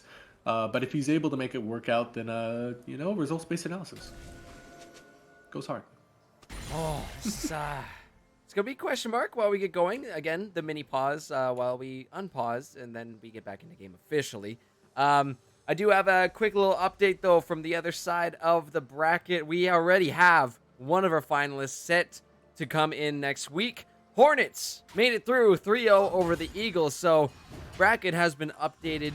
It might get updated in a few moments here. We got to see if Nocturnals have it within them to keep this party rolling, or if we're going to see the Astronauts back in finals once again. Well, I say once again. This is the first split as the Astronauts as a team, but Defoe, the captain, Hammerhead's last split, we know what happened there. Went on an absolute spree, and looking to do it once again, a twofer, if you would so please to call it that. But let's see. Into this game now, 16 minutes, Nether Drake up in 50 seconds. We are going to get seen a Mountain Soul this game? No, that's wrong. It's a Hextech Soul. We get the best one, Arlen. The best one in the game for the best team come for it, right? Like when you have this much poke, you want to have a Mountain Soul on your side, and it gets a Hextech Soul in your sky, and it gets really scary when you just get hit with a random ability and they just blow you so much, right? So I like it a lot. I like it a lot with this team composition, and if they're able to start contesting it now that they're 2 Drakes down, they're going to be looking to win this game really easily. But let's talk just a little bit about what are we seeing from the side of the Astronauts. They're setting up their vision, of course. They're setting it up very well. They're focusing mostly on the pit, so Cat doesn't have an opportunity to come in and steal it just from the blind smite. So what do we want Cat to do as he's drifting across the rift? We want him to drop the rift tail mid, distract them, and then go for the Drake. Honestly, they can leave this Drake to lose it, right? It's not an important Drake for them at all, and they can look to get so much value off of the rift tail. But look at that! In the back line, looking for the knockouts, but he just gobbled up. See you later, Melly G finds a fear from beyond death. Lindblom in deep, trying to go for that Belbeth move in action, but not able to. The Nocturnals are finding the picks. They're taking down the Astronauts one by one. Those health bars will be eviscerated. And with a Heartbreaker to top it off, Cat finds a triple kill, and they're going to get themselves this Hex Drake. Cat absolutely smurfing that fight. It was pretty much all him, and Orinji had a very nice package as well, but let's break it down a little bit. Beepots goes in way too early, way before the team, and you're going to see exactly what happens when you go in too early on a Tom Kinch with no team to follow up. You get eviscerated, you get knocked down, you get Urgot pulled in. But look at Orinji, a beautiful 5-man package, hits everybody in the team. He does get exhausted, but look at who gets separated. Lindblom, he's left alone with 3 people. He gets knocked down. Cat doing everything he can, using all his super moves, all his special abilities, smacking them down one by one. Like you said, the Heartbreaker came through, and they clean up a very nice fight. So that's going to put them on sole point, and now it's kind of on the side for the Astronauts to regather themselves and look to recoup it from this loss. How the turntables, it's happening. Nocturnals this time are in control of the Dragons. They're in control of the objectives, and they've got themselves still not a gold lead. Somehow, the gold is still in favor of the Astronauts here, but just barely. It's really an insignificant amount at this point in time, 800 gold. But yeah, my eyes are on who is going to be securing that Hex Soul. I know the corner graphic keeps on saying Mountain, but it is not. It is a Hex Soul coming through this game. Beepots might have gotten caught out here, but over the wall he goes, and he says, yeah, no thank you. I don't want to deal with that. You see the Corky Rockets, still impactful. They still hurt. Yeah, they still learn a lot, and I think that's a good point that you brought up about the gold lead. They were up 3k gold before that dragon fight, and even though they lost the dragon fight, it was still so incredibly close that they didn't lose the gold lead. And like you said, it may be insignificant, but it's still something that they have in their back pocket, because it shows that they're able to get it just through pure farming, better laning, and better, rotations alone. If they stall the game out and they just allow for Lindblom to keep doing that on repeat, that's going to be their ticket into this game, especially since Cat doesn't have any armor. He's going to get shredded by Keen, Melly G, and Lindblom. Lindblom is starting to get there. We did see, unfortunately, getting picked off quite early in that last fight, so the Belveth was not truly unleash, but we're getting there, and the attack speed will also be getting there to the point where, those tankier members, the health bar kind of becomes not as challenging to take down just based off the pure speed. You can shred it, but we have seen a lot of tankiness from B-Pots. Again, you mentioned it too, slightly early on that fight, but Tom Kench has been pretty good for initiating these fights, kind of getting them going, but Defoe is just unleashing on Thunder. McBuster down here, just super low. Corrupting Pot saves his life. Trying to get away from this one last Q is not going to be long enough to actually find that kill. The rest of these members, though, pushing up through the mid lane. We do see Shelly has been spawned here. And Nocturnals have got themselves some tempo, got themselves some pressure. Should be able to get this tier 1. Yeah, right now they're only 1,000 behind, and they're going to be able to knock that down to about 400 gold. So very good stuff from the Nocturnals. And you can see B-Pots. They're looking, to rotate him around the map, looking to have him start a fight, maybe on Melly G. And Melly G wisely walking down the river, make sure he doesn't get collapsed on as they reset 2 minutes to this next streak. This is the next objective, or maybe it's the Baron. Honestly, with this much control of the game, I think the Nocturne should go for the Baron, forfeit this Drake because it doesn't matter as much, grab the Baron, and just look to end the game through that really, really quickly. That might just be the play here. It is going to be a significant buff here. And you got to know, as this game gets going, Bel'Veth gets scarier, Urgot gets scarier, but so does Senna Corky Viego. So realistically, if we're looking late game, about 10-15 minutes from this point, because last game did go to the 38.5-minute mark, I would be more, focused on getting these Barons, keep on getting those towers, keep on getting the pressure, open up this map. You guys are on the roll right now, and all you need to do is keep this tempo up. So yeah, completely agree with you. We're starting to see those wards creeping their way past that midway line into the jungle of the Astronauts. So if the Nocturnals can keep this up, they are definitely on pace to find themselves a victory here in game number 3. Absolutely. Nocturnals, this could be the game for them.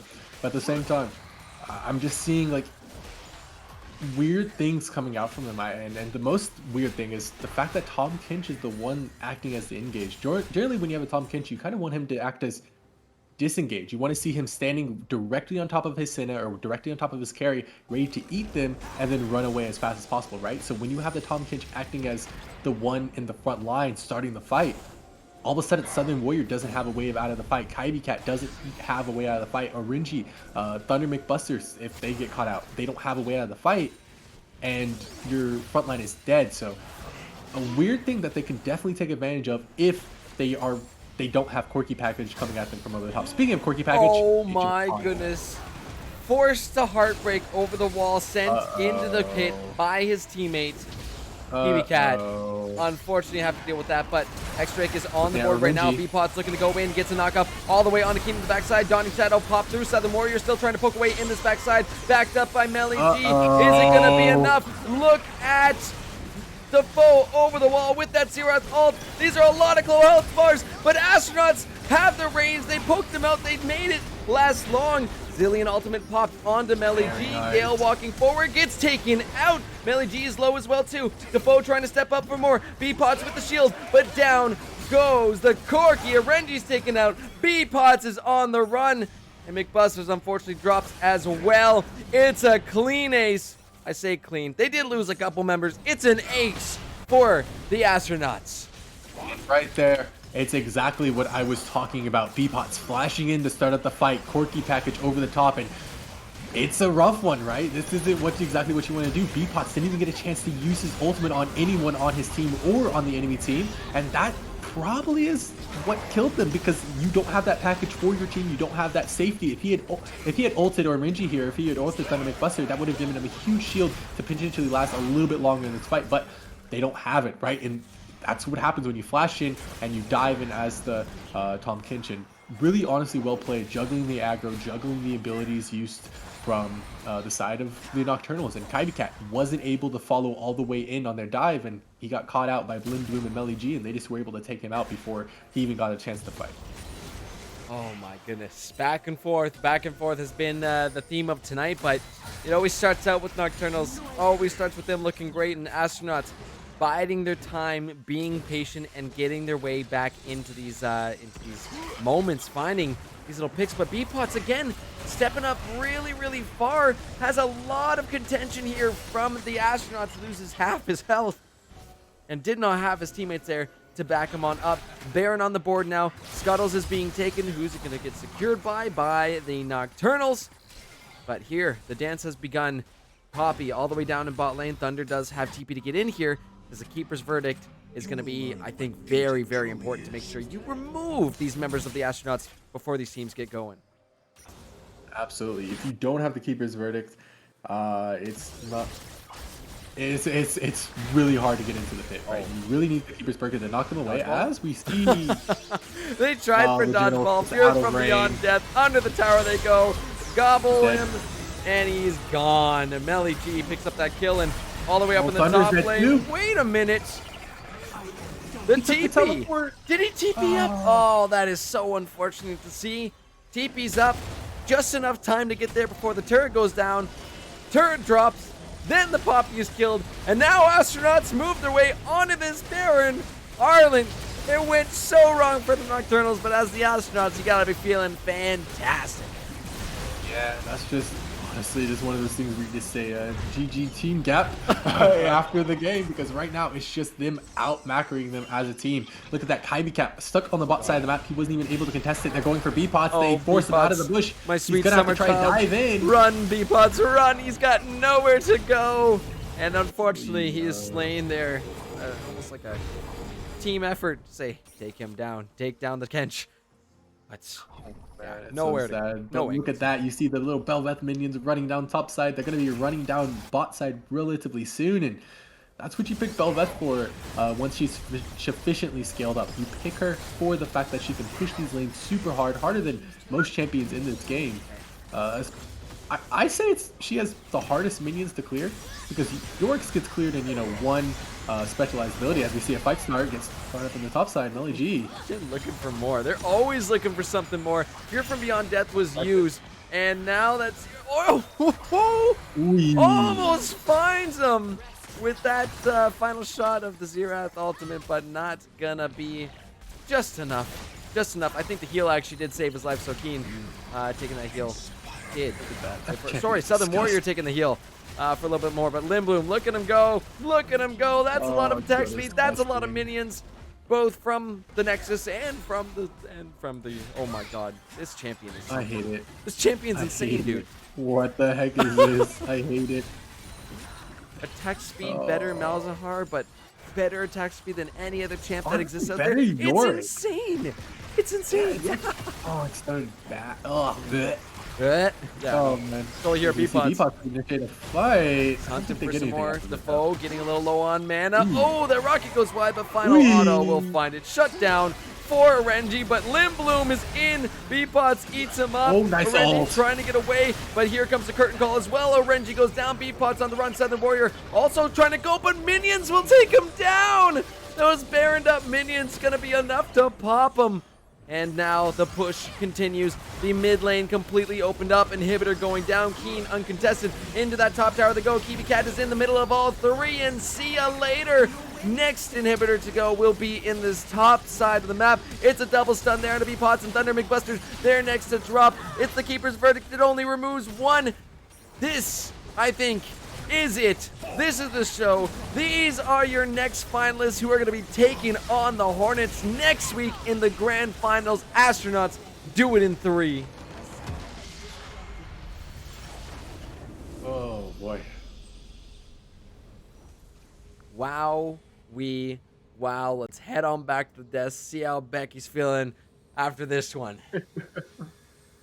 I mean, you can tell I fixed my hair before we came back this time, so I'm at least looking more calm and collected. But I did win. They did get it 3-0, so I'm gonna do my little song and dance for that, and then I'm gonna move on to both of you to really break down how exactly Astronauts were able to do this in 3 games. Who really is the star shining player between... I mean, we're going to throw up that MVP poll in the Twitch chat for all of Twitch to decide exactly. But from your point of view, who exactly really deserves to be called MVP? Who really helped bring Astronauts to victory here? Start us off with your opinions first, Gurf.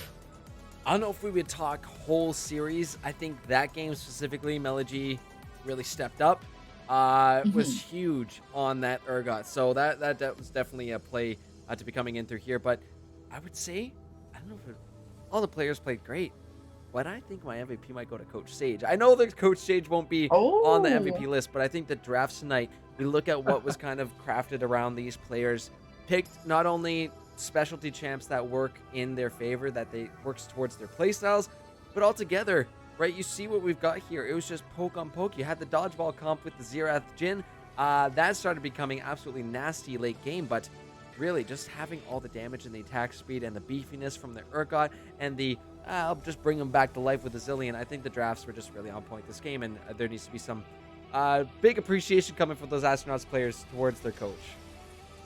Oh, beautifully said. And yeah, you gotta shout out those coaches. They really do a lot to help bring everything together, make some notable points, and make sure that everybody has a good standing, especially for those champ selects that can be really difficult to navigate.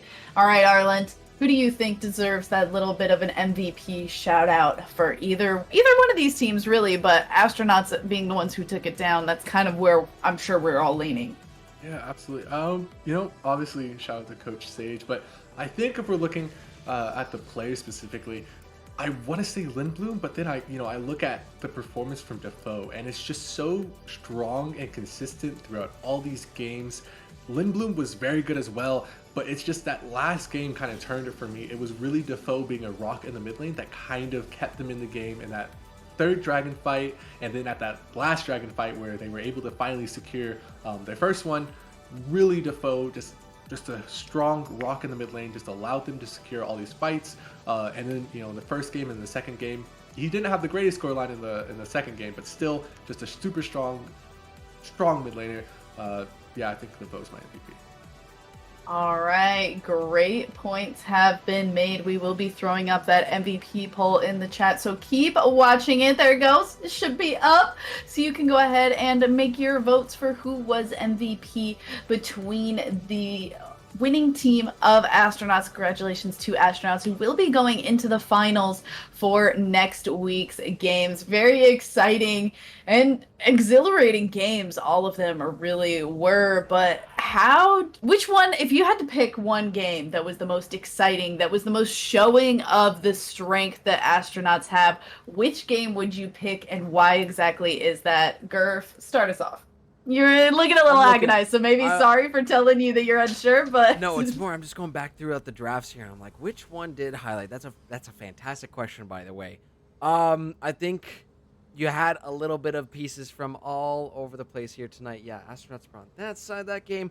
Do I want to say game one right out of the gates? Kind of looking good. You did have a Renji who kind of made Melogy's life complete hell on that Aurelia with that Gnar, but again, just you had plays Defoe in that first game, kind of went unnoticed. You mentioned it too, Arlen, for game 3. That Lux in game 1 was also damn impressive too. And again, Lindblom just showing his initiation, his contributions to this team. I think that might have been a standout for me to say, oh, Astronauts are like here to play. Let's go. All right, Arlen, what about you? Which one of those games do you think was strongest for the Astronauts? Yeah, I think it's game 1. Even though top lane did a little bit of sprinting, he was able to come back and end with a decent scoreline, a solid 5-5-5. But most importantly, it was Lindblom and Defoe really showcasing why they're probably number one in the league in their respective positions, right? They are really good at jungling, they're really good at jungle tracking, and they're also really good at landing coming through from Defoe, right? Really strong mid jungle too, and that's one of the most important combos in all of league. So I think it is game 1 that really showcased why there's a team to be feared. Beautiful. Game 1, the one you got to go back and watch if you didn't see it, if you missed it. But something that we will be missing for a second is our lovely faces. We're going to go to a short break. Let this MVP poll go through. Make sure that you are voting for the MVP that you think deserves it the most between the winning team of the Astronauts. We will be right back with that graphic and to close us out for the night after this short break.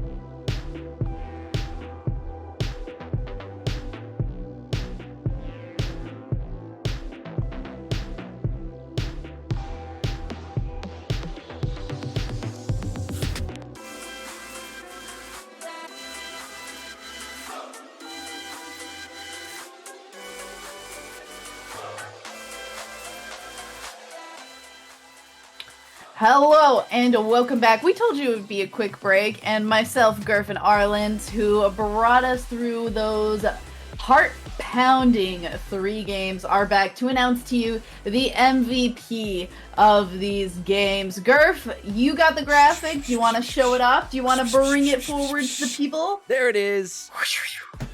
Defoe. Big old mid laner. I would say, we focus a little bit on that Lux game, so might as well throw it up there. We could have put the Bram, we could have put the Xerath. Again, champion Ocean for this guy. But over those 3 games in the best of 5. Like Swain, too? Like, Swain is such a crazy pick at this point in time, but I don't know. Every time I play against the Swain, I'm like, why don't more people play this character? It's broken. So, it was cool to see somebody actually bring that forward, but the Lux was just clean. You gotta bring it forward. 100%. So good out there. One thing I did want to just mention before I throw it over to you, Arland. A lot of times too, talking to this player, Defoe, being the captain of multiple times for these teams. I don't want to say for sure without getting him on here. We might have to take a little interview next week if he wins those finals. We'll see. But it's more the team shots or the shot calling that is coming through for this team. I think is coming from Defoe as well too. So a lot of what we're seeing out there in terms of macro wise, I want to say Defoe is having a heavy hand within that. So definitely worthy of this MVP. Everybody on Astronauts played great tonight, but Defoe, stand out, Mr. Captain there. Arlen, thoughts on this though? Yeah, I think you both bring up great points and 100% absolutely correct about all of them. Especially the macro point I want to kind of focus on, and it just kind of dawns on me like why their macro is so good, why the astronauts are winning games. And you know, you look at game 2, I believe Gale was playing Orin, and they caught out Defoe in the jungle, and the confidence with which Gale teleported to that ward directly under Defoe when Defoe was like half HP in Swain ult, just flashed away from 4 people, and they still turned around the fight. That is complete confidence in their team as a whole, and their complete confidence as Defoe as a shot caller, or whoever called that play right there. That was them saying, you know what, let's go for it instantly. They didn't even hesitate. They didn't even think about it. And that's the hallmark of a good League of Legends team. When you go for the play, you don't worry about discussing it. You just go in, you go hard for it, and it works out. Absolutely stunning. And yeah, great to mention that the team synergy is what's really bringing it all together, because that's really where you see the big difference between even pro level teams, is the level of communication and trust that all of those players have together. So beautiful to see that even in our little VAD, the astronauts have it working for them in folds here, and we'll see if they can continue to keep it on their side as they go into the finals. We will be back next week to bring you those finals. It will be, do we have a final bracket graphic that we want to throw up? Okay, let's do it. Actually have one prepared. Yes, hold on. Okay. Let me first of all update it on this side of the actual bracket here, because like I said, partway through when we had that pause, the Hornets did make it through 2 finals. We had 2 3-0s tonight, guys. Absolutely insane stuff. But yeah, let me go ahead and click some buttons. That's updated, which means I should be able to press this and then press this. Boom, it's that easy. Streaming, ladies and gentlemen. Wow. You heard it here first. Gurf thinks that streaming is easy. What a hot take. Yeah, I think all 3 of us actually will tell you that it is not easy, and don't take that for how we're saying it. But as you can see, Astronauts versus Hornets will be that finals match coming at you next Monday at 7 p.m. Eastern. Will be a best of 5. We'll be able to see, will there be more of a back and forth than we saw this week? Both of these teams did 3-0, so definitely both strong contenders. And we'll save predictions for next week. I'll save some action for next week. And for now, we will simply say have a good night, have some good games if you're gonna stay up and play some more games yourself. And from all of us on the desk, have a great evening, and we'll see you next week.